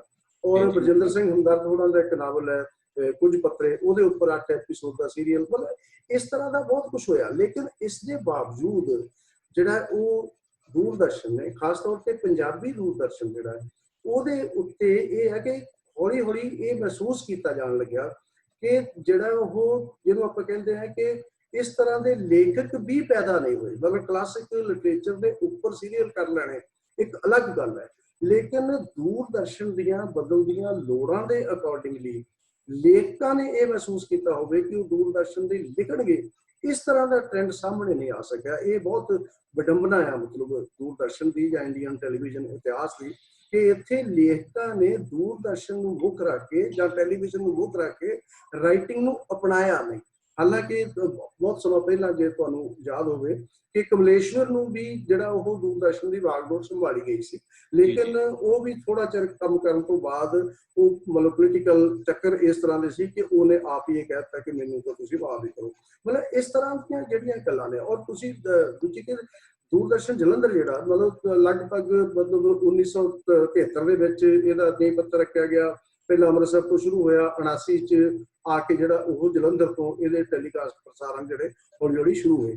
ਔਰ ਵਿਡੰਬਨਾ ਇਹ ਹੈ ਕਿ ਜਿਹੜੇ ਸੀਰੀਅਲ ਸਭ ਤੋਂ ਪਹਿਲੇ ਦੂਰਦਰਸ਼ਨ ਤੇ ਵੀ ਹੋਏ ਉਹ ਪੰਜਾਬੀ ਰਚਨਾਵਾਂ ਦੇ ਉੱਤੇ ਨਿਰਭਰ ਨਹੀਂ ਸੀਗੇ। ਮਤਲਬ ਜਿਹੜਾ ਸਭ ਤੋਂ ਪਹਿਲਾ ਜਲੰਧਰ ਦੂਰਦਰਸ਼ਨ ਦਾ ਵੀ ਸੀਰੀਅਲ ਮੰਨਿਆ ਗਿਆ ਉਹ ਸੁਪਨੇ ਤੇ ਪਰਛਾਵੇਂ ਹੈ। ਤੇ ਸੁਪਨੇ ਤੇ ਪਰਛਾਵੇਂ ਜਿਹੜਾ ਉਹ ਚਾਰਲਸ ਡਿਕਨ ਦੇ ਨਾਵਲ ਡੇਵਿਡ ਕੋਪਰਫੀਲਡ ਦੇ ਉੱਤੇ ਆਧਾਰਿਤ ਸੀਗਾ। ਹਰਜੀਤ ਸਿੰਘ ਉਹਨਾਂ ਨੇ ਕੀਤਾ ਸੀ 79 ਚ 23 ਐਪੀਸੋਡ ਚੱਲੇ, ਉਹ ਪਹਿਲਾ ਸੀਰੀਅਲ ਮੰਨਿਆ ਜਾਂਦਾ। ਔਰ ਦੂਸਰਾ ਸੀਰੀਅਲ ਵੀ ਜਿਹੜਾ ਉਹ ਵਿਕਟਰ ਹਿਊਗੋ ਦੇ ਨਾਵਲ ਤੇ ਹੋਇਆ ਸੀਗਾ। ਉਹ ਨਾਵਲ ਸੀ ਲਾ ਮਿਸਰੇਗਲ, ਔਰ ਉਸ ਨਾਵਲ ਦੇ ਉੱਤੇ 16 ਐਪੀਸੋਡ ਉਹਦੇ ਜਿਹੜੇ ਸਕਰੀਨ ਪਲੇ ਔਰ ਡਾਇਲੋਗ ਵਗੈਰਾ ਅਮਿਤੋਜ ਨੇ ਲਿਖੇ ਸੀਗੇ। ਔਰ ਮਤਲਬ ਇਸ ਤਰ੍ਹਾਂ ਦਾ ਜਿਹੜਾ ਸ਼ੁਰੂਆਤ ਵੀ ਹੈ, ਈਵਨ ਪੰਜਾਬੀ ਟੈਲੀਵਿਜ਼ਨ ਦੀ ਸ਼ੁਰੂਆਤ ਵੀ ਪੰਜਾਬੀ ਲਿਟਰੇਚਰ ਦੇ ਉੱਤੇ ਲੰਬੇ ਸੀਰੀਅਲਾਂ ਤੋਂ ਨਹੀਂ ਹੋਈ। ਔਰ ਉਹ ਵੀ ਜਿਹੜੀ ਉਹ ਵਿਦੇਸ਼ੀਆਂ ਦੇ ਜਿਹੜੇ ਨਾਵਲ ਹੈ ਉਹਨਾਂ ਦੀ ਟ੍ਰਾਂਸਲੇਸ਼ਨ ਤੋਂ ਹੀ ਹੋਈ। ਔਰ ਇਹ ਕਾਫੀ ਸਮੇਂ ਤੱਕ ਇਸੇ ਤਰ੍ਹਾਂ ਹੁੰਦਾ ਰਿਹਾ। ਈਵਨ 91-92 ਦੇ ਵਿੱਚ ਆ ਕੇ ਮੈਂ ਵੀ ਇੱਕ ਸੀਰੀਅਲ ਕੀਤਾ ਸੀ ਜਿਹੜਾ ਮਤਲਬ death of a salesman Arthur Miller ਦੇ ਨਾਟਕ ਤੇ ਬੇਸਡ ਸੀਗਾ। ਉਹ ਬਾਬ ਰੋਲੇ ਦੇ ਟਾਈਟਲ ਥੱਲੇ ਜਿਹੜਾ ਉਹ ਹੋਇਆ। ਲੇਕਿਨ ਸਕ੍ਰਿਪਟ ਦੀ ਜਦੋਂ ਅਸੀਂ ਤਲਾਸ਼ ਕਰਦੇ ਹਾਂ, ਜਿਵੇਂ ਮੈਂ ਇਹ ਦੋ ਤੁਹਾਡੇ ਕੋਲ ਨਾਂ ਲੈ ਦਿੱਤੇ, ਯੁੱਗ ਬਦਲ ਗਿਆ ਤੇ ਆਪਣੇ ਤੇ ਰੂਪਧਾਰਾ ਦੇ, ਲੇਕਿਨ ਉਸ ਤੋਂ ਬਿਨਾਂ ਗੁਰਦਿਆਲ ਸਿੰਘ ਦੇ ਅਣਹੋਏ ਤੇ ਵੀ ਸੀਰੀਅਲ ਹੋਇਆ, ਹਰਜੀਤ ਸਿੰਘ ਹੋਰਾਂ ਨੇ ਕੀਤਾ। ਲੇਕਿਨ ਨਾ ਤਾਂ ਜਿਹੜਾ ਉਹ ਦੂਰਦਰਸ਼ਨ ਨੇ ਇਸ ਤਰ੍ਹਾਂ ਮਹਿਸੂਸ ਕੀਤਾ ਕਿ ਜਿਹੜਾ ਉਹ ਲਗਾਤਾਰ ਪੰਜਾਬੀ ਲਿਟਰੇਚਰ ਦੇ ਵਿੱਚੋਂ ਜਿਹੜਾ ਉਹ ਤਲਾਸ਼ ਕੀਤੀ ਜਾਏ ਤੇ ਉਹਨਾਂ ਤੇ ਸੀਰੀਅਲ ਬਣਾਏ ਜਾਣ, ਨਾ ਲੇਖਕਾਂ ਨੇ ਇਹ ਮਹਿਸੂਸ ਕੀਤਾ ਕਿ ਅਸੀਂ ਜਿਹੜਾ ਟੈਲੀਵਿਜ਼ਨ ਦੀਆਂ ਬਦਲਦੀਆਂ ਲੋੜਾਂ ਦੇ ਅਨੁਸਾਰ ਆਪਣੀ ਰਾਈਟਿੰਗ ਜਿਹੜੀ ਹੈ ਉਹਨੂੰ ਢਾਲੀਏ ਤੇ ਦੂਰਦਰਸ਼ਨ ਤੇ ਕੁਝ ਕਰੀਏ। ਲੇਕਿਨ ਇਹ ਵਿਡੰਬਨਾ ਜਿਹੜੀ ਹੈ ਉਹ ਹੌਲੀ ਹੌਲੀ ਜਿਹੜਾ ਇਸ ਪਾਸੇ ਨੂੰ ਲੈ ਗਈ ਕਿ ਅਸਲ ਦੇ ਵਿੱਚ ਜਿਹੜਾ ਕੰਮ ਹੋਣਾ ਚਾਹੀਦਾ ਸੀਗਾ ਮਤਲਬ ਟੈਲੀਵਿਜ਼ਨ ਦੇ ਇਤਿਹਾਸ ਦੇ ਵਿੱਚ ਉਹ ਅਸਲ 'ਚ ਨਹੀਂ ਹੋ ਸਕਿਆ। ਇਹਦੇ ਕਾਰਨ ਅਜੇ ਲੱਭੇ ਜਾਣੇ।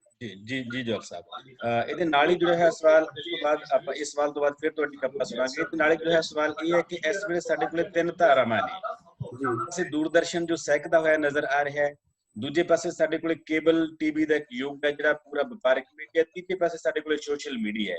ਤੁਹਾਨੂੰ ਕੀ ਲੱਗਦਾ ਇਸ ਵੇਲੇ ਲੋਕ ਹੱਕਾਂ ਦੀ ਗੱਲ ਕਰਨ ਦਾ ਜਿਹੜਾ ਮੁੱਖ ਧਾਰਾ ਦਾ ਆਪਾਂ ਮੀਡੀਆ ਕਿਹਨੂੰ ਕਹਿ ਸਕਦੇ ਹਾਂ? ਤਿੰਨਾਂ ਦੇ ਵਿੱਚੋਂ ਆਉਣ ਵਾਲਾ ਯੁੱਗ ਕਿਹੜੇ ਮੀਡੀਆ ਦਾ ਯੁੱਗ ਹੈ? ਕਿੱਥੋਂ ਸਾਨੂੰ ਕੀ ਸੰਭਾਵਨਾਵਾਂ ਨਜ਼ਰ ਆਉਂਦੀਆਂ ਨੇ? ਮੈਨੂੰ ਲੱਗ ਰਿਹਾ ਹੈ ਕਿ ਆਉਣ ਵਾਲਾ ਯੁੱਗ ਸੋਸ਼ਲ ਮੀਡੀਆ ਦਾ ਯੁੱਗ ਹੈ ਜਾਂ ਮਤਲਬ ਪੋਰਟਲਸ ਦਾ ਯੁੱਗ ਹੈ। ਤੁਸੀਂ ਜੇ ਧਿਆਨ ਨਾਲ ਦੇਖੋ ਕਿ ਜਿੰਨੇ ਇਸ ਵੇਲੇ ਚੈਨਲ ਚੱਲ ਰਹੇ ਆ, ਮੈਂ ਕਿਸੇ ਦਾ ਨਾਂ ਵੀ ਲਵਾਂ, ਇੱਕ ਅੱਧੇ ਚੈਨਲ ਨੂੰ ਛੱਡ ਕੇ ਬਾਕੀ ਸਾਰੇ ਚੈਨਲ ਉਹ ਨੇ ਕਿ ਜਿਹੜੇ ਜੇ ਸ਼ਾਮ ਨੂੰ ਕੋਈ ਐਂਕਰ ਕਿਸੇ ਤਰ੍ਹਾਂ ਦੀ ਨਿੱਕੀ ਮੋਟੀ ਮਤਲਬ ਗੱਲ ਵੀ ਇਸ ਤਰ੍ਹਾਂ ਦੀ ਕਰ ਦਿੰਦਾ ਹੈ ਜਿਹੜੀ ਅਸਲ ਦੇ ਵਿੱਚ ਲੋਕ ਪੱਟੀ ਹੁੰਦੀ ਹੈ ਤੇ ਉਹਨੂੰ ਸਵੇਰੇ ਨੌਕਰੀ ਤੋਂ ਹੱਥ ਧੋਣੇ ਪੈ ਜਾਂਦੇ ਆ। ਉਹਦੇ ਵਿੱਚ ਸਾਡੇ ਕੋਲ ਬਹੁਤ ਸਾਰੇ ਨੈਸ਼ਨਲ ਲੈਵਲ ਦੇ ਪੱਤਰਕਾਰ ਨੇ, ਜਿਹਦੇ ਵਿੱਚ ਵਿਨੋਦ ਦੁਆ ਹੈ, ਜਿਹਦੇ ਵਿੱਚ ਪ੍ਰਸੰਨ ਵਾਜਪਾਈ ਹੈ, ਜਿਹਦੇ ਵਿੱਚ ਮਤਲਬ ਹੋਰ ਬਹੁਤ ਸਾਰੇ ਨੇ ਜਿਵੇਂ ਨਾਮ ਗਣਾਵਾਂ ਅੱਗੇ ਈਵਨ ਜਿਹੜਾ ਅਲੋਕ ਜੋਸ਼ੀ ਵਰਗੇ ਜਿਹਨਾਂ ਨੂੰ ਮਤਲਬ ਰੀਸੈਂਟਲੀ ਕੀਤਾ ਗਿਆ ਵੈਕਟਰਾਈਜ਼। ਮਤਲਬ ਇਹ ਜਿਹੜੀਆਂ ਚੀਜ਼ਾਂ ਨੇ ਉਹ ਫਿਰ ਕੀ ਕਰਦੇ ਨੇ ਅੱਗੋਂ ਫਿਰ ਪੋਰਟਲ ਐਸਟੈਬਲਿਸ਼ ਹੁੰਦੇ ਜਿਵੇਂ ਦਾ ਵਾਇਰ ਵਰਗੇ, ਜਿਵੇਂ ਦਾ ਪ੍ਰਿੰਟ ਵਰਗੇ। ਇਹ ਜਿਹੜੇ ਪੋਰਟਲ ਨੇ ਇਸ ਵੇਲੇ ਜਿਹੜੇ ਉਹ ਸਭ ਤੋਂ ਜ਼ਿਆਦਾ ਕੰਮ ਇਹ ਪੋਰਟਲ ਕਰ ਰਹੇ ਨੇ। ਔਰ ਪੋਰਟਲ ਅਲਟੀਮੇਟ ਸੋਸ਼ਲ ਮੀਡੀਆ ਹੈ ਕਿਉਂਕਿ ਉਹ ਜਿਹੜਾ, ਔਰ ਮੈਨੂੰ ਇਹ ਲੱਗ ਰਿਹਾ ਕਿ ਜਿੰਨਾ ਚਿਰ ਸੋਸ਼ਲ ਮੀਡੀਆ ਨੂੰ ਜਾਂ ਮਤਲਬ ਪੋਰਟਲ ਨੂੰ ਜਾਂ YouTube ਚੈਨਲਾਂ ਨੂੰ ਸਹੀ ਜਿਹੜਾ ਉਹ ਹੱਥਾਂ ਦੇ ਵਿੱਚ ਆ ਕੇ ਨਹੀਂ ਚਲਾਇਆ ਜਾਂਦਾ, ਉਹਨਾਂ ਚਿਰ ਜਿਹੜਾ ਅਸਲ ਦੇ ਵਿੱਚ ਮੀਡੀਆ ਆਪਣਾ ਰੋਲ ਜਿਹੜਾ ਉਹ ਪਲੇ ਨਹੀਂ ਕਰ ਸਕੇਗਾ।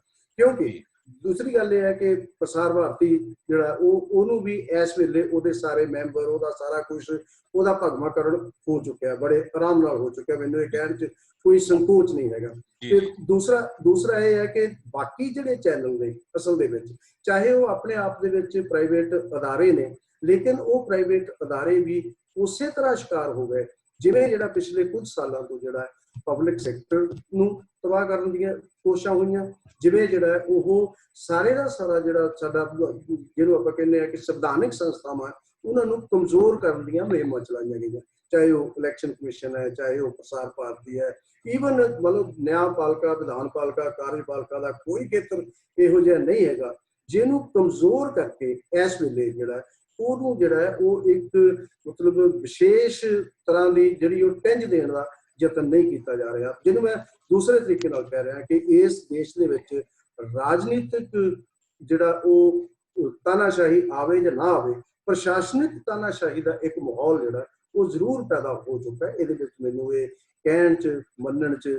ਬੋਲਣ 'ਚ ਮੈਨੂੰ ਕੋਈ ਦਿੱਕਤ ਨਹੀਂ ਹੈਗੀ ਕਿ ਜਿੰਨਾ ਚਿਰ ਇਹ ਪ੍ਰਸ਼ਾਸਨਿਕ ਤਾਨਾਸ਼ਾਹੀ ਦੇ ਮਾਹੌਲ ਦੇ ਵਿੱਚੋਂ ਜਿਹੜਾ ਜੇ ਤੁਸੀਂ ਬਾਹਰ ਨਹੀਂ ਨਿਕਲਦੇ, ਮਤਲਬ ਪਬਲਿਕ ਸੈਕਟਰ ਨੂੰ ਮਜ਼ਬੂਤ ਨਹੀਂ ਕੀਤਾ ਜਾਂਦਾ। ਦੇਖੋ ਇੱਕ ਹੋਰ ਮਤਲਬ ਮੈਂ ਗੱਲ ਐਸਟੈਬਲਿਸ਼ ਕਰਨੀ ਚਾਹੁੰਦਾ ਕਿ ਇਹ ਕਰੋਨਾ ਮਹਾਮਾਰੀ ਦੇ ਦੌਰ ਨੇ ਇੱਕ ਗੱਲ ਜ਼ਰੂਰ ਸਿਖਾਈ ਹੈ, ਕੋਈ ਸਿੱਖੇ ਜਾਂ ਨਾ ਸਿੱਖੇ, ਕਿ ਪਬਲਿਕ ਸੈਕਟਰ ਨੂੰ ਮਜ਼ਬੂਤ ਕਰਨਾ ਬੇਹੱਦ ਜ਼ਰੂਰੀ ਹੈ।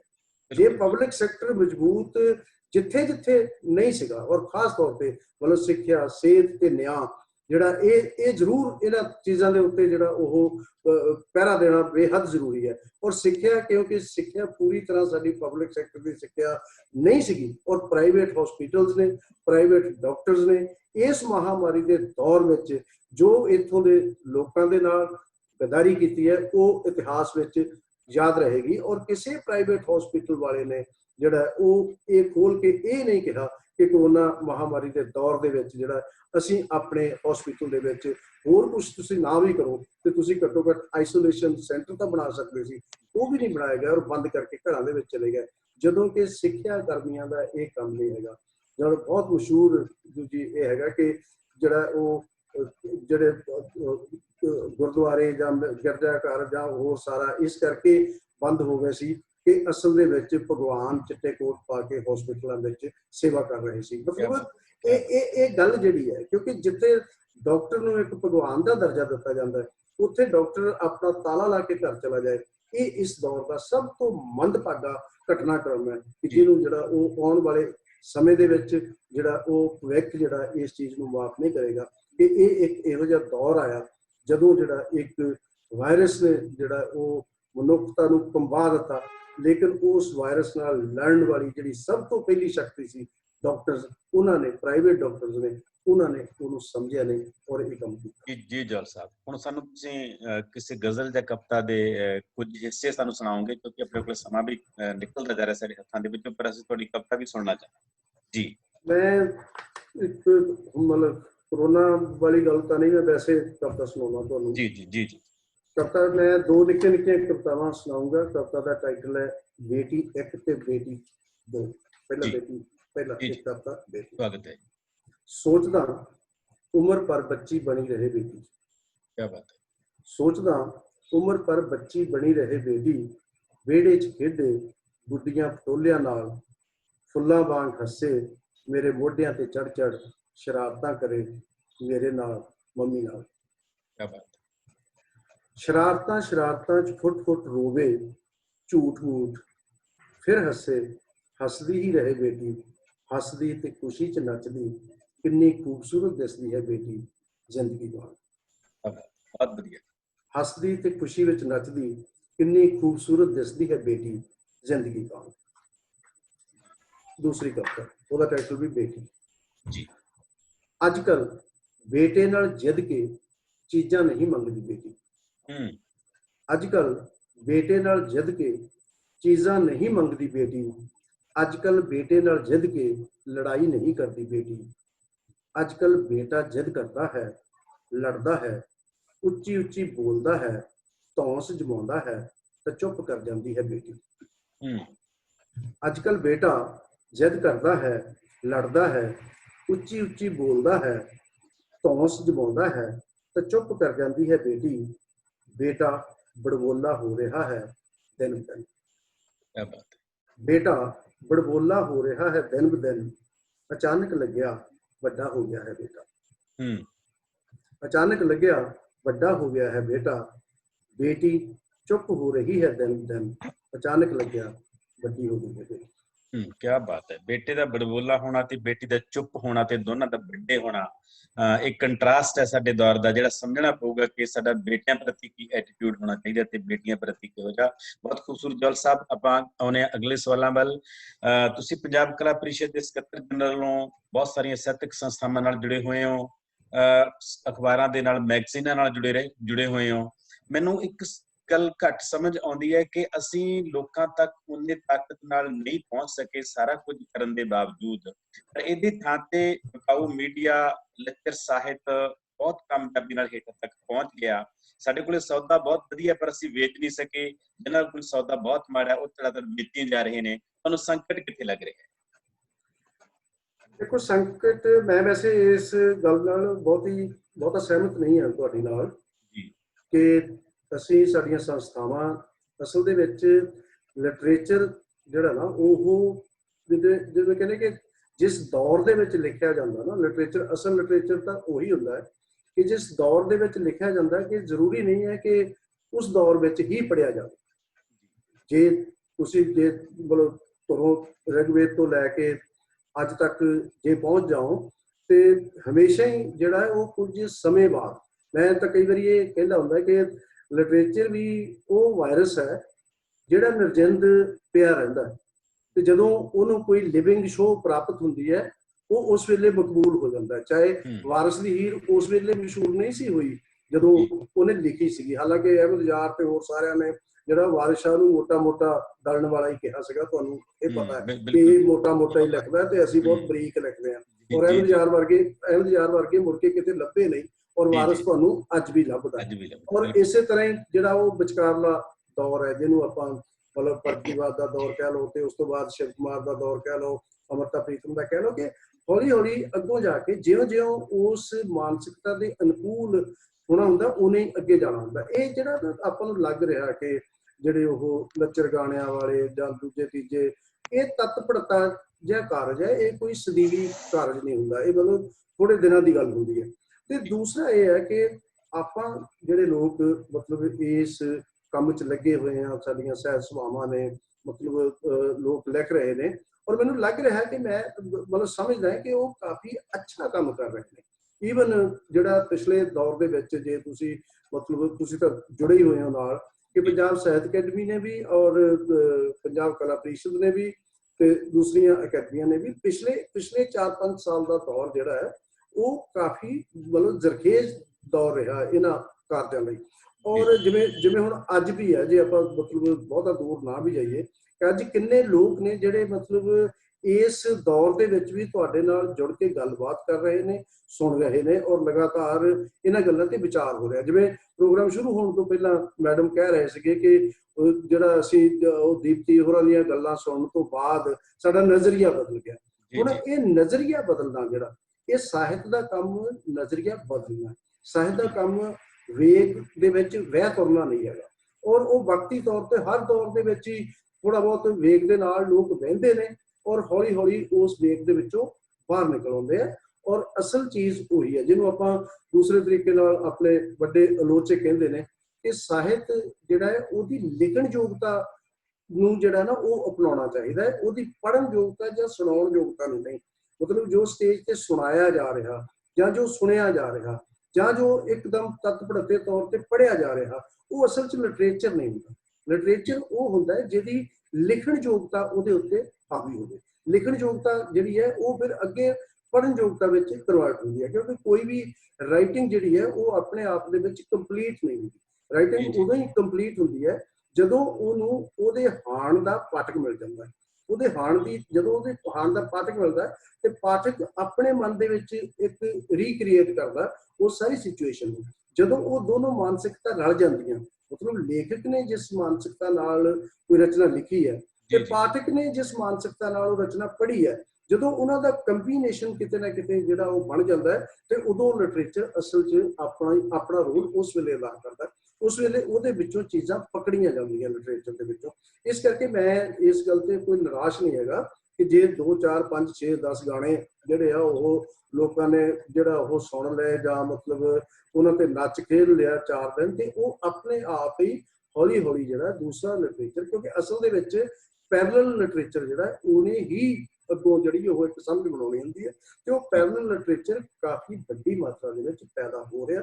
ਤੁਹਾਨੂੰ ਵੀ ਪਤਾ, ਤੁਸੀਂ ਮਤਲਬ ਆਪ ਲਿਖਦੇ ਵੀ ਆ, ਬਹੁਤ ਸਾਰੀਆਂ ਚੀਜ਼ਾਂ ਦਾ ਨੋਟਸ ਵੀ ਲੈਂਦੇ ਹੋ। ਮੈਂ ਤੁਹਾਡੀਆਂ ਫੇਸਬੁੱਕ ਤੇ ਲੰਬੀਆਂ ਜਿਹੜੀਆਂ ਉਹ ਮਤਲਬ ਪੋਸਟਾਂ ਪੜ੍ਹਦਾ ਰਹਿੰਦਾ, ਔਰ ਇੰਨੇ ਵਧੀਆ ਤਰੀਕੇ ਦੇ ਨਾਲ ਤੁਸੀਂ ਪਿਛਲੇ ਮਤਲਬ ਕਿੰਨੇ ਮਤਲਬ ਕਲਾਸਿਕ ਲਿਟਰੇਚਰ ਦੇ ਵਿੱਚੋਂ ਚੀਜ਼ਾਂ ਚੱਕ ਕੇ ਜੇ ਅੱਜ ਪਾਠਕਾਂ ਤੱਕ, ਦਰਸ਼ਕਾਂ ਤੱਕ ਜਾਂ ਮਤਲਬ ਸੋਸ਼ਲ ਮੀਡੀਆ ਤੱਕ ਜਿਹੜਾ ਉਹਦਾ ਨੋਟਸ ਲੈਂਦੇ ਹੋ, ਤੇ ਇਸ ਦਾ ਮਤਲਬ ਇਹ ਹੈ ਕਿ ਇੰਨੀ ਜਿਹੜੀ ਉਹ ਦਾਇਨੀ ਸਥਿਤੀ ਨਹੀਂ ਹੈਗੀ।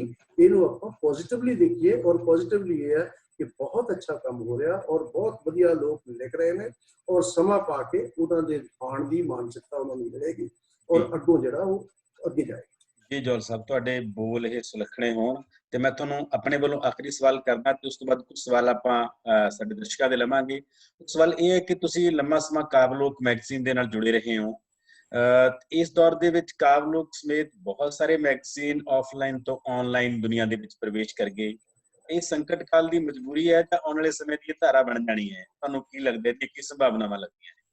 ਦੇਖੋ, ਇਹ ਦੋਨੋਂ ਗੱਲਾਂ ਆ। ਸੰਕਟ ਕਾਲ ਦੀ ਮਜਬੂਰੀ ਵੀ ਹੈਗੀ ਹੈ, ਕਿਉਂਕਿ ਇਸ ਵੇਲੇ ਪ੍ਰਿੰਟਿੰਗ, ਜਿਵੇਂ ਮੈਂ ਸ਼ੁਰੂ ਦੇ ਵਿੱਚ ਹੀ ਕਿਹਾ ਸੀਗਾ ਕਿ ਸਭ ਤੋਂ ਜ਼ਿਆਦਾ ਮਾਰ ਜਿਹੜੀ ਹੈ ਉਹ ਪ੍ਰਿੰਟ ਮੀਡੀਆ ਤੇ ਪਈ ਹੈ, ਕਿਉਂਕਿ ਪ੍ਰਿੰਟ ਮੀਡੀਆ ਜਿਹੜਾ ਸੋਸ਼ਲ ਡਿਸਟੈਂਸਿੰਗ ਨੂੰ ਜਿਹੜਾ ਉਹ ਉਸ ਤਰ੍ਹਾਂ ਰੱਖ ਨਹੀਂ ਪਾਉਂਦਾ ਜਿਸ ਤਰ੍ਹਾਂ ਦੀ ਰਿਕੁਆਇਰਮੈਂਟ ਹੈ, ਜਿਸ ਤਰ੍ਹਾਂ ਦੀ ਜ਼ਰੂਰਤ ਹੈ। ਇਸ ਕਰਕੇ ਉਹਦੇ ਵਿੱਚੋਂ ਜਿੱਦਾਂ ਕਹਿੰਦੇ ਲੋਡ ਕਾਢ ਦੀ ਮਾਂ ਵਾਲੀ ਗੱਲ ਹੀ ਹੈ, ਉਹਨੂੰ ਕਹਿ ਲਓ ਇੱਦਾਂ। ਲੇਕਿਨ ਇਸ ਦੇ ਬਾਵਜੂਦ ਆਉਣ ਵਾਲਾ ਦੌਰ ਜਿਹੜਾ ਹੈ ਉਹ ਮਤਲਬ ਕਾਗਜ਼ ਤੋਂ ਸਕਰੀਨ ਤੱਕ ਦਾ ਦੌਰ ਹੈ, ਕਿ ਹੁਣ ਜਿਹੜੀ ਉਹ ਮਤਲਬ ਆਪਾਂ ਜਿਹੜੇ ਕਹਿੰਦੇ ਕਿ ਹੌਲੀ ਹੌਲੀ ਸੁਸਾਇਟੀ, ਹੌਲੀ ਹੌਲੀ ਡਿਵਾਈਸਿਸ ਸਾਰੀਆਂ ਜਿਹੜੀਆਂ ਉਹ ਪੇਪਰਲੈਸ ਹੋ ਰਹੀਆਂ, ਕਿਉਂਕਿ ਸਾਰੇ ਦਾ ਸਾਰਾ ਪ੍ਰਸ਼ਾਸਨ, ਸਾਰਾ ਦਾ ਸਾਰਾ ਉਹ ਜਿੰਨਾ ਕਾਗਜ਼ ਦਾ ਕੰਮ ਘਟ ਰਿਹਾ ਉਹਨਾਂ ਸਕਰੀਨ ਦਾ ਕੰਮ ਵੱਧ ਰਿਹਾ। ਤੇ ਔਰ ਇਸੇ ਕਰਕੇ ਜਿਹੜਾ ਇਹ ਮਤਲਬ ਡਿਵਾਈਸਿਸ ਜਿਹੜਾ ਹੈ ਉਹ ਜਿਹੜੀਆਂ ਨੇ ਉਹਨਾਂ ਨੂੰ ਵਰਤ ਲੈਣ ਦੇ ਵਿੱਚ ਕੋਈ ਮਿਹਣਾ ਵੀ ਨਹੀਂ ਹੈਗਾ, ਔਰ ਉਹਦੇ ਨਾਲ ਜਿਹੜਾ ਤੁਸੀਂ ਵੱਧ ਤੋਂ ਵੱਧ ਜਿਹੜਾ ਉਹ ਲੋਕਾਂ ਤੱਕ ਪਹੁੰਚਦੇ ਵੀ ਹੋ। ਮਤਲਬ ਤੁਸੀਂ ਇੱਕ ਕਲਿੱਕ ਨਾਲ ਜਿਹੜਾ ਉਹ ਮਤਲਬ ਕਿੰਨੀਆਂ ਕਵਿਤਾਵਾਂ ਪੜ੍ਹ ਜਾਂਦੇ ਹੋ, ਇੱਕ ਕਲਿੱਕ ਨਾਲ ਕਿੰਨਾ ਕੁਝ ਸੋਚ ਜਾਂਦੇ ਹੋ। ਔਰ ਹੁਣ ਤਾਂ ਅੱਗੋਂ ਜਿਹੜਾ ਉਹ ਕਾਵਲੋਕ ਅਸੀਂ ਮਤਲਬ ਈ ਪੇਜ ਤੇ ਲੈ ਕੇ ਆਂਦਾ ਸੀ, ਤੇ ਹੁਣ ਅਸੀਂ ਕੱਲ ਹੀ ਇਹ ਫੈਸਲਾ ਕੀਤਾ ਕਿ ਈ ਪੇਜ ਤੋਂ ਅੱਗੇ ਜਿਹੜਾ ਇਹਦਾ YouTube ਚੈਨਲ ਵੀ ਬਣਾ ਦਿੱਤਾ ਜਾਏ। ਮਤਲਬ ਇਸ ਤਰ੍ਹਾਂ ਦਾ ਜਿਹੜਾ ਨਾ ਉਹ, ਕਿਉਂਕਿ ਲੋੜ ਦੇ ਹਿਸਾਬ ਦੇ ਨਾਲ ਕਿ ਜਿਹੜਾ ਉਹਨੂੰ ਵਰਤ ਲੈਣਾ, ਔਰ ਕਿਉਂਕਿ ਮੁੱਖ ਚਿੰਤਾ ਜਿਹੜੀ ਉਹ ਇਹੀ ਹੈ, ਜਿਵੇਂ ਆਪਾਂ ਪਹਿਲਾਂ ਵੀ ਕਿਹਾ, ਉਹ ਮੁੱਖ ਚਿੰਤਾ ਇਹ ਹੈ ਕਿ ਚੰਗੇ ਸਾਹਿਤ ਦਾ ਸੰਚਾਰ ਹੋਣਾ ਬੇਹੱਦ ਜ਼ਰੂਰੀ ਹੈ। ਉਹ ਆਪਾਂ ਸਾਰਿਆਂ ਨੂੰ, ਜਿਹੜੇ ਲੋਕ ਆਪਾਂ ਸਾਹਿਤ ਨਾਲ ਜੁੜੇ ਹੋਏ ਆ, ਕਿਉਂਕਿ ਇਸ ਵੇਲੇ ਸਮੱਸਿਆ ਇਹੀ ਹੈ ਜਿਹੜੀ ਮਤਲਬ ਤੁਸੀਂ ਵੀ ਚਿੰਤਾ ਜ਼ਾਹਰ ਕੀਤੀ ਹੈ ਕਿ ਲਿਖਣਾ ਪੜ੍ਹਨਾ ਸਮੱਸਿਆ ਨਹੀਂ ਹੈਗੀ, ਲਿਖ ਪੜ੍ਹ ਸਾਰੇ ਰਹੇ ਆ, ਲੇਕਿਨ ਕੀ ਲਿਖਣਾ ਤੇ ਕੀ ਪੜ੍ਹਨਾ ਇਹ ਵੱਡੀ ਸਮੱਸਿਆ ਹੈ। ਔਰ ਕੀ ਦੇ ਵਿੱਚ ਇਹ ਗੱਲ ਸ਼ਾਮਲ ਹੋ ਜਾਂਦੀ ਹੈ ਕਿ ਚੰਗੇ ਸਾਹਿਤ ਦਾ ਪ੍ਰਚਾਰ ਪ੍ਰਸਾਰ ਕਰਨਾ ਬੇਹੱਦ ਜ਼ਰੂਰੀ ਹੈ। ਜਿੰਨਾ ਚਿਰ ਤੁਸੀਂ ਸਮਾਨਾਂਤਰ ਜਿਹੜਾ ਉਹ ਲਕੀਰ ਵੱਡੀ ਨਹੀਂ ਪਾਓਗੇ, ਉਹਨਾਂ ਚਿਰ ਹਰ ਲਕੀਰ ਤੁਹਾਨੂੰ ਵੱਡੀ ਹੀ ਲੱਗੀ ਜਾਏਗੀ। ਇਸ ਕਰਕੇ ਸਿਹਤਮੰਦ ਸਾਹਿਤ ਨੂੰ ਪੈਦਾ ਕਰਨ ਦੇ ਨਾਲ ਨਾਲ ਸਿਹਤਮੰਦ ਸਾਹਿਤ ਪੈਦਾ ਹੋ ਰਿਹਾ, ਇਹ ਮੇਰੀ ਆਪਣੀ ਜਿਹੜੀ ਉਹ ਮੈਨੂੰ ਲੱਗ ਰਿਹਾ ਕਿ ਹੋ ਰਿਹਾ, ਲੇਕਿਨ ਉਹ ਪ੍ਰਚਾਰਿਆ ਪ੍ਰਸਾਰਿਆ ਘੱਟ ਜਾ ਰਿਹਾ। ਇਸ ਕਰਕੇ ਬਹੁਤ ਜ਼ਰੂਰੀ ਹੈ ਕਿ ਆਪਣੀ ਸਾਰਿਆਂ ਦੀ ਇਹ ਜ਼ਿੰਮੇਵਾਰੀ ਹੈ ਕਿ ਉਹ ਉਸ ਲਿਟਰੇਚਰ ਨੂੰ ਉਹਨੂੰ ਪ੍ਰਚਾਰਿਆ ਤੇ ਪ੍ਰਸਾਰਿਆ ਵੀ ਜਾਵੇ। ਜਿੰਨਾ ਚਿਰ ਕੋਈ ਜਿਹੜਾ ਉਹ ਪੜ੍ਹੇਗਾ ਨਹੀਂ, ਉਹਨਾਂ ਚਿਰ ਉਹਨੂੰ ਪਤਾ ਨਹੀਂ ਲੱਗੇਗਾ ਕਿ ਉਹਦੇ ਨਾਲੋਂ ਇਹਦਾ ਕੀ ਫਰਕ ਹੈ। ਇਸ ਕਰਕੇ ਕੋਸ਼ਿਸ਼ ਕਰਕੇ ਵੀ ਪੜ੍ਹਾਉਣਾ ਬਹੁਤ ਜ਼ਰੂਰੀ ਹੈ, ਪਹੁੰਚਾਉਣਾ ਬਹੁਤ ਜ਼ਰੂਰੀ ਹੈ, ਛਾਪਣਾ ਬਹੁਤ ਜ਼ਰੂਰੀ ਹੈ। ਚਾਹੇ ਸੋਸ਼ਲ ਮੀਡੀਆ ਨੂੰ ਵਰਤੋ, ਚਾਹੇ ਤੁਸੀਂ ਜਿਹੜਾ ਉਹ ਈ ਪੇਜ ਕਰਕੇ ਜਾਂ ਕੋਈ ਪੋਰਟਲ ਨੂੰ ਵਰਤੋ। ਜੀ ਡਾਕਟਰ ਸਾਹਿਬ, ਸੱਚਮੁੱਚ ਵਰਚੁਅਲ ਟੈਕਸਟ ਤੇ ਵਰਚੁਅਲ ਡਿਵਾਈਸਿਸ ਨੂੰ ਵਰਤਣਾ ਅੱਜ ਦੇ ਦੌਰ ਦੀ ਵੱਡੀ ਲੋੜ ਹੈ, ਕਿਉਂਕਿ ਬਹੁਤ ਦੁਨੀਆ ਦੇ ਨਾਲ ਜੁੜੀ ਹੋਈ ਹੈ। ਉਸ ਦੁਨੀਆ ਤੱਕ ਸਾਡਾ ਸੰਚਾਰ ਹੋਣਾ ਬਹੁਤ ਜ਼ਰੂਰੀ ਹੈ। ਡਿਵਾਈਸਿਸ ਬਦਲਦੀਆਂ ਰਹਿੰਦੀਆਂ ਨੇ। ਤੇ ਮੈਂ ਹੁਣ ਬੇਨਤੀ ਕਰਦਾ ਸਾਡੇ ਵਿਊਅਰਸ ਨੂੰ, ਸਭ ਤੋਂ ਪਹਿਲਾਂ ਮੈਡਮ ਸੋਲ ਨੂੰ ਪੁੱਛਦੇ ਹਾਂ ਕਿ ਉਹਨਾਂ ਨੇ ਕੁਝ ਕਹਿਣਾ ਹੈ, ਤੇ ਨਹੀਂ ਤਾਂ ਕੋਈ ਸਵਾਲ ਅਸੀਂ ਸਾਡੇ ਵਿਊਅਰਸ ਵੱਲੋਂ ਲਵਾਂਗੇ। ਸੋਲ ਮੈਡਮ। ਜੀ ਡਾਕਟਰ ਸਾਹਿਬ ਮੈਂ ਪੁੱਛਣਾ ਚਾਹੂੰਗੀ ਕਿ ਕਿੰਨਾ ਕੁ ਲੱਗਦਾ ਹੈ ਕਿ ਇਹ ਸੰਕਟ ਕਦੋਂ ਤੱਕ ਖਤਮ ਹੋਏਗਾ, ਕਿਉਂਕਿ ਆਉਣ ਵਾਲੇ ਸਮੇਂ 'ਚ ਤਾਂ ਬਹੁਤ ਜ਼ਿਆਦਾ ਵੱਧ ਰਿਹਾ ਹੈ।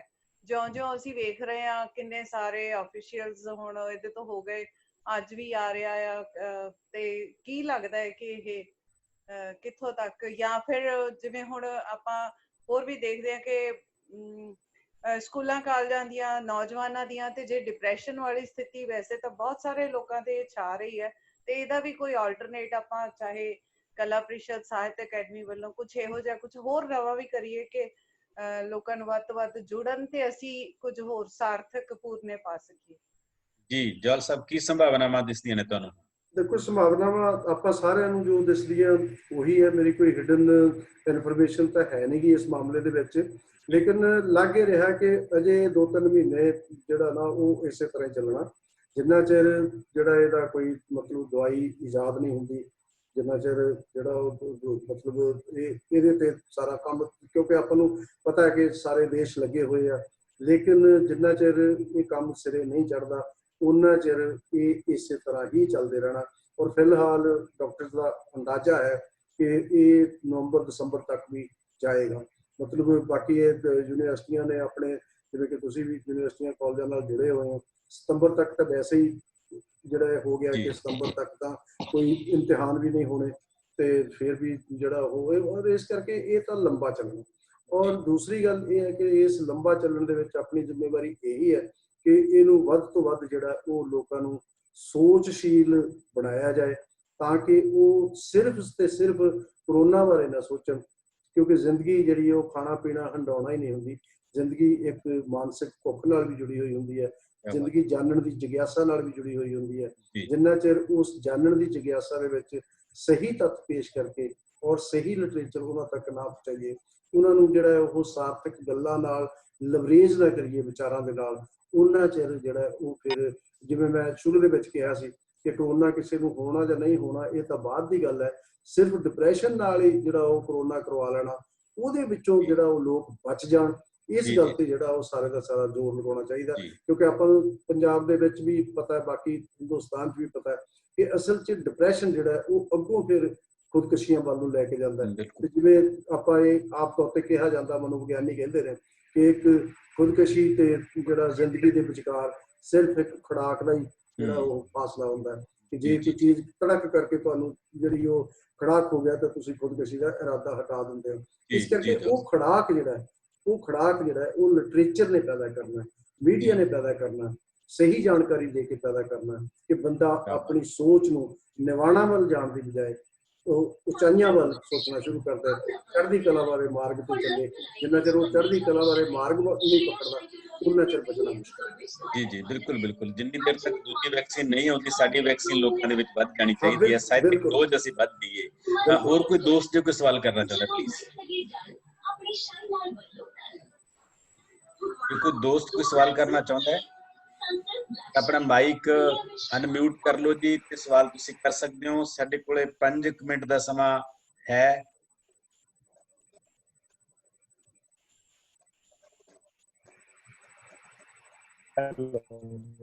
ਹੈਲੋ,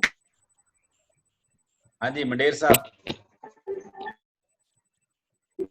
ਹਾਂਜੀ ਸਾਹਿਬ, ਸਤਿ ਸ਼੍ਰੀ ਅਕਾਲ। ਸਤਿ ਸ਼੍ਰੀ ਅਕਾਲ ਜੀ, ਸਤਿ ਸ਼੍ਰੀ ਅਕਾਲ ਜੀ, ਬੋਲੋ। ਡਾਕਟਰ ਸਾਹਿਬ ਜੀ, ਡਾਕਟਰ ਨੇ ਮੀਡੀਆ ਬਾਰੇ ਬਹੁਤ ਹੀ ਖੂਬਸੂਰਤ ਗੱਲਾਂ ਕੀਤੀਆਂ ਨੇ ਜੀ। ਬਾਕਮਾਲ ਚਰਚਾ ਦੇ ਨਾਲ ਇੱਕ ਸਵਾਲ, ਡਾਕਟਰ ਸਾਹਿਬ ਮੀਡੀਆ ਨਾਲ ਬਹੁਤ ਲੰਮੇ ਅਰਸੇ ਤੋਂ ਜੁੜੇ ਹੋਏ ਨੇ। ਅੱਜ ਮੀਡੀਆ ਹਾਕਮ ਧਿਰ ਦੇ ਹੱਕ ਦੇ ਵਿੱਚ ਹੈ, ਉਹਦੇ ਹੱਥਾਂ 'ਚ ਹੈ। ਲੋਕ ਪੱਖੀ ਜਾਂ ਲੋਕ ਹੁੰਗਾਰੇ ਵਾਲੀ ਗੱਲ ਮੀਡੀਆ ਕਿਵੇਂ ਕਰੇ? ਜੀ ਤੁਹਾਡਾ ਸਵਾਲ ਸਾਡੇ ਕੋਲੇ ਆ ਗਿਆ ਤੇ ਤੁਹਾਡੀ ਆਵਾਜ਼ ਕੱਟ ਰਹੀ ਹੈ ਥੋੜੀ ਜਿਹੀ। ਡਾਕਟਰ ਸਾਹਿਬ ਮੇਰੇ ਖਿਆਲ ਤੁਸੀਂ ਗੱਲ ਸਮਝ ਗਏ ਹੋਵੋਗੇ ਕਿ ਇਹ ਵਪਾਰਿਕ ਮੀਡੀਆ ਤੋਂ ਅਸੀਂ ਲੋਕ ਪੱਖੀ ਸੰਭਾਵਨਾਵਾਂ ਕੋਈ ਤਲਾਸ਼ ਸਕਦੇ ਹਾਂ, ਕੋਈ ਇਹ ਜਿਹੀ ਸੰਭਾਵਨਾ ਬਣਦੀ ਹੈ ਜੀ? ਹਾਂ ਬਿਲਕੁਲ। ਜਿਵੇਂ ਆਪਾਂ ਪਹਿਲਾਂ ਵੀ ਕਿਹਾ ਕਿ ਇਹ ਵੀ ਇਹ ਸਮਝਦੇ ਨੇ, ਇਹਨਾਂ ਨੇ ਮਤਲਬ ਕਿਹਾ ਵੀ ਹੈ ਕਿ ਅਸਲ ਦੇ ਵਿੱਚ ਲੋਕ ਪੱਖੀ ਮੀਡੀਆ ਹੋਣਾ ਚਾਹੀਦਾ। ਇਸ ਹੋਣਾ ਚਾਹੀਦਾ ਦੇ ਵਿੱਚ ਮੈਂ ਇਹੀ ਸਮਝਦਾ, ਕਿਉਂਕਿ ਆਪਣਾ ਸਾਰਾ ਸਿਸਟਮ ਜਿਹੜਾ ਉਹ ਡੈਮੋਕ੍ਰੈਟਿਕ ਸਿਸਟਮ ਹੈ, ਤੇ ਉਹਦੇ ਨਾਲ ਜਿਵੇਂ ਜਿਵੇਂ ਮਤਲਬ ਲੋਕਾਂ ਦੇ ਵਿੱਚ ਜਾਗਰਤੀ ਆਏਗੀ, ਜਿਵੇਂ ਜਿਵੇਂ ਲੋਕ ਲਹਿਰਾਂ ਮਜ਼ਬੂਤ ਹੋਣਗੀਆਂ, ਔਰ ਨਾ ਚਾਹੁੰਦਿਆਂ ਹੋਇਆਂ ਵੀ ਈਵਨ ਪਬਲਿਕ ਸੈਕਟਰ ਦੇ ਮੀਡੀਆ ਨੂੰ ਲੋਕ ਪੱਖੀ ਗੱਲਾਂ ਕਰਨੀਆਂ ਹੀ ਪੈਣਗੀਆਂ। ਔਰ ਉਹ ਤਾਂ ਹੀ ਸੰਭਵ ਹੈ ਜੇ ਜਾਗਰੂਕਤਾ ਵਧੇਗੀ। ਜੇ ਜਾਗਰੂਕਤਾ ਨਹੀਂ ਵਧੇਗੀ, ਜੇ ਅਸੀਂ ਇਹ ਸਮਝ ਲਿਆ ਕਿ ਚਲੋ ਜੋ ਹੁੰਦਾ ਹੋ ਹੀ ਜਾਣ ਦਿਓ, ਇਹ ਜਿਹੜਾ ਐਟੀਟਿਊਡ ਆਮ ਲੋਕਾਂ ਦਾ ਵੀ ਜਿੰਨਾ ਚਿਰ ਜਿਹੜਾ ਉਹ ਸਾਹਮਣੇ ਆਉਂਦਾ ਰਹੇਗਾ, ਉਹਨਾਂ ਚਿਰ ਫਿਰ ਜੋ ਹੁੰਦਾ ਉਹ ਹੋਈ ਜਾਏਗਾ।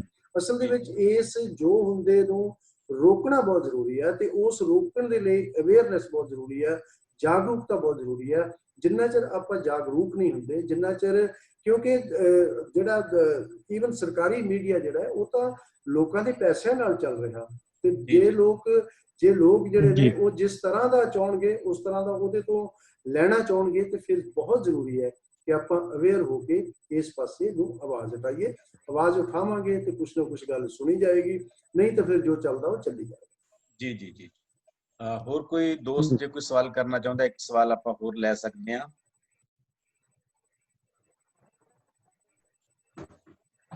ਜੀ ਦੋਸਤੋ,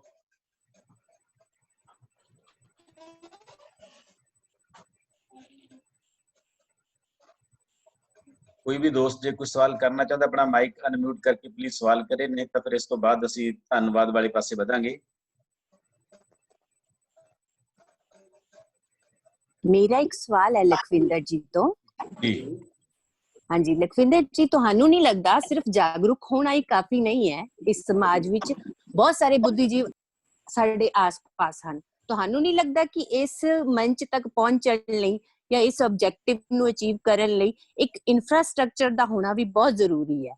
ਕਿਉਂਕਿ ਜਾਗਰੂਕ ਲੋਕ ਜਾਂ ਤਾਂ ਅਸੀਂ ਜਿੱਦਾਂ ਹੋਸਟਲਾਂ 'ਚ ਦੇਖਦੇ ਹਾਂ ਕੋਆਪਰੇਟਿਵ ਮੈਸ ਦਾ ਇੱਕ ਕਨਸੈਪਟ ਵਰਕਆਊਟ ਕਰਦਾ ਹੈ अच्छा खाना देने ਲਈ, ਤਾਂ ਸਾਨੂੰ ਵੀ ਨਹੀਂ ਇਹ ਜਿਹਾ ਕੋਈ ਉਪਰਾਲਾ ਕਰਨਾ ਚਾਹੀਦਾ ਇਸ ਸਮਾਜ ਦੀ ਤਰੱਕੀ ਲਈ, ਇਸ ਸਮਾਜ ਨੂੰ ਇੱਕ ਸਹੀ ਸੇਧ ਦੇਣ ਲਈ?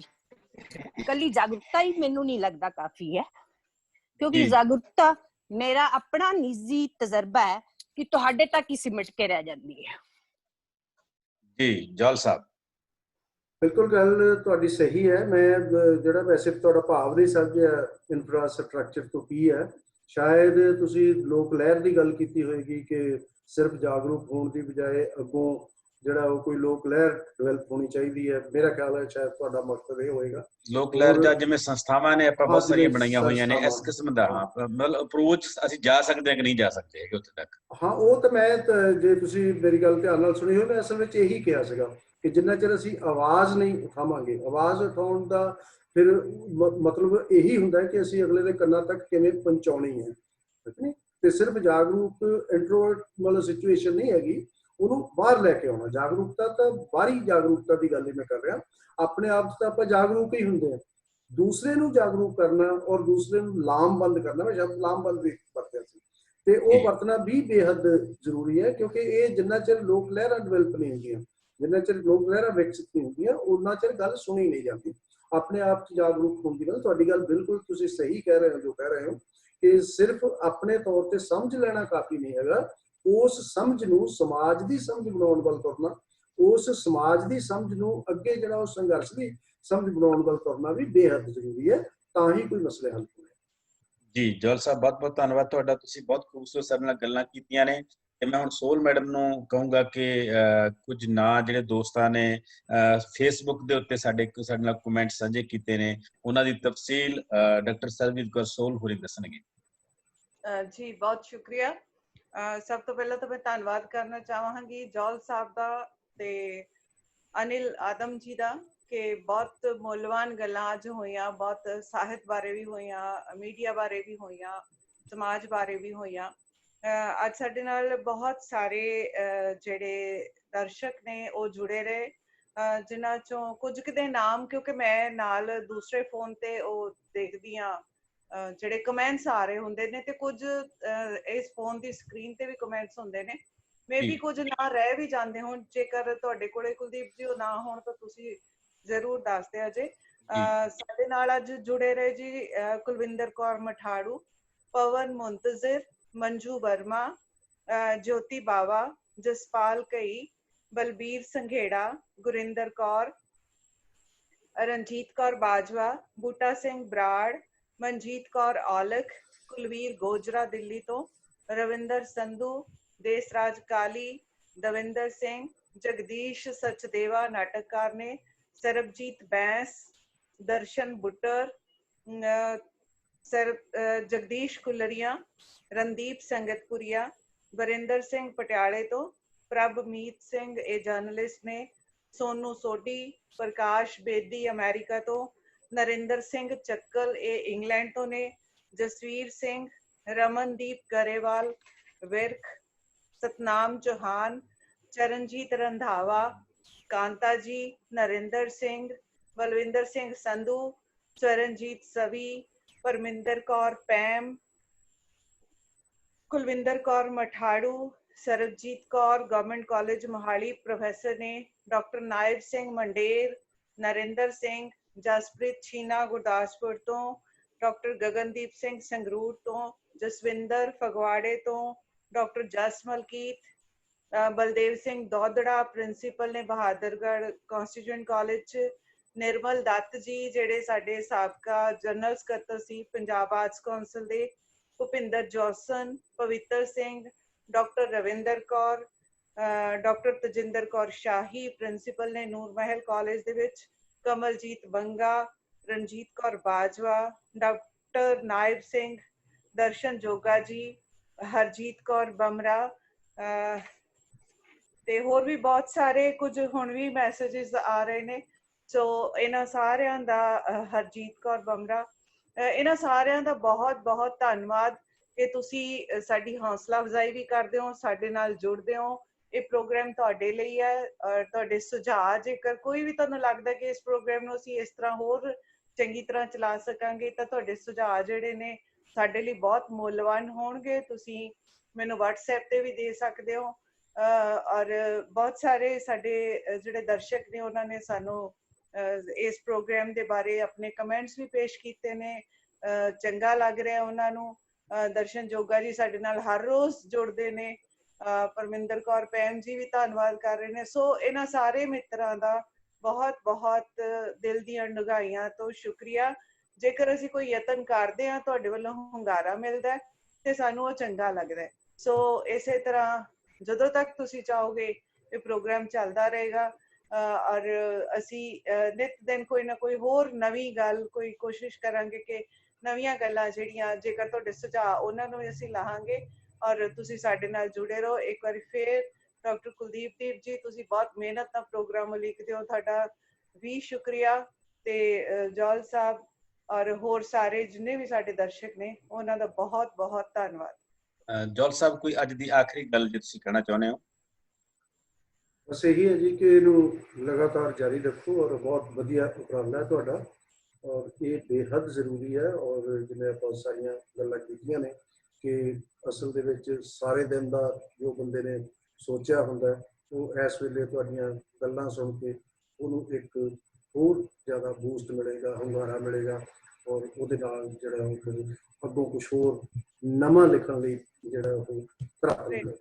ਜੀ ਜੌਲ ਸਾਹਿਬ, ਤੁਹਾਡਾ ਬਹੁਤ ਬਹੁਤ ਧੰਨਵਾਦ। ਅਨਿਲ ਆਦਮ ਜੀ, ਤੁਹਾਡਾ ਬਹੁਤ ਬਹੁਤ ਧੰਨਵਾਦ। ਦੋ ਨਾਮ ਰਹਿ ਗਏ ਜੀ। ਸੱਤਾ ਸਿੱਧੂ ਹੈ, ਇਹ ਸ਼ਾਮਨਗਰ ਤੋਂ ਨੇ। ਮਾਸਟਰ ਸੁਖਵਿੰਦਰ ਦਾਨਗੜ, ਇਹ ਵੀ ਸਾਡੇ।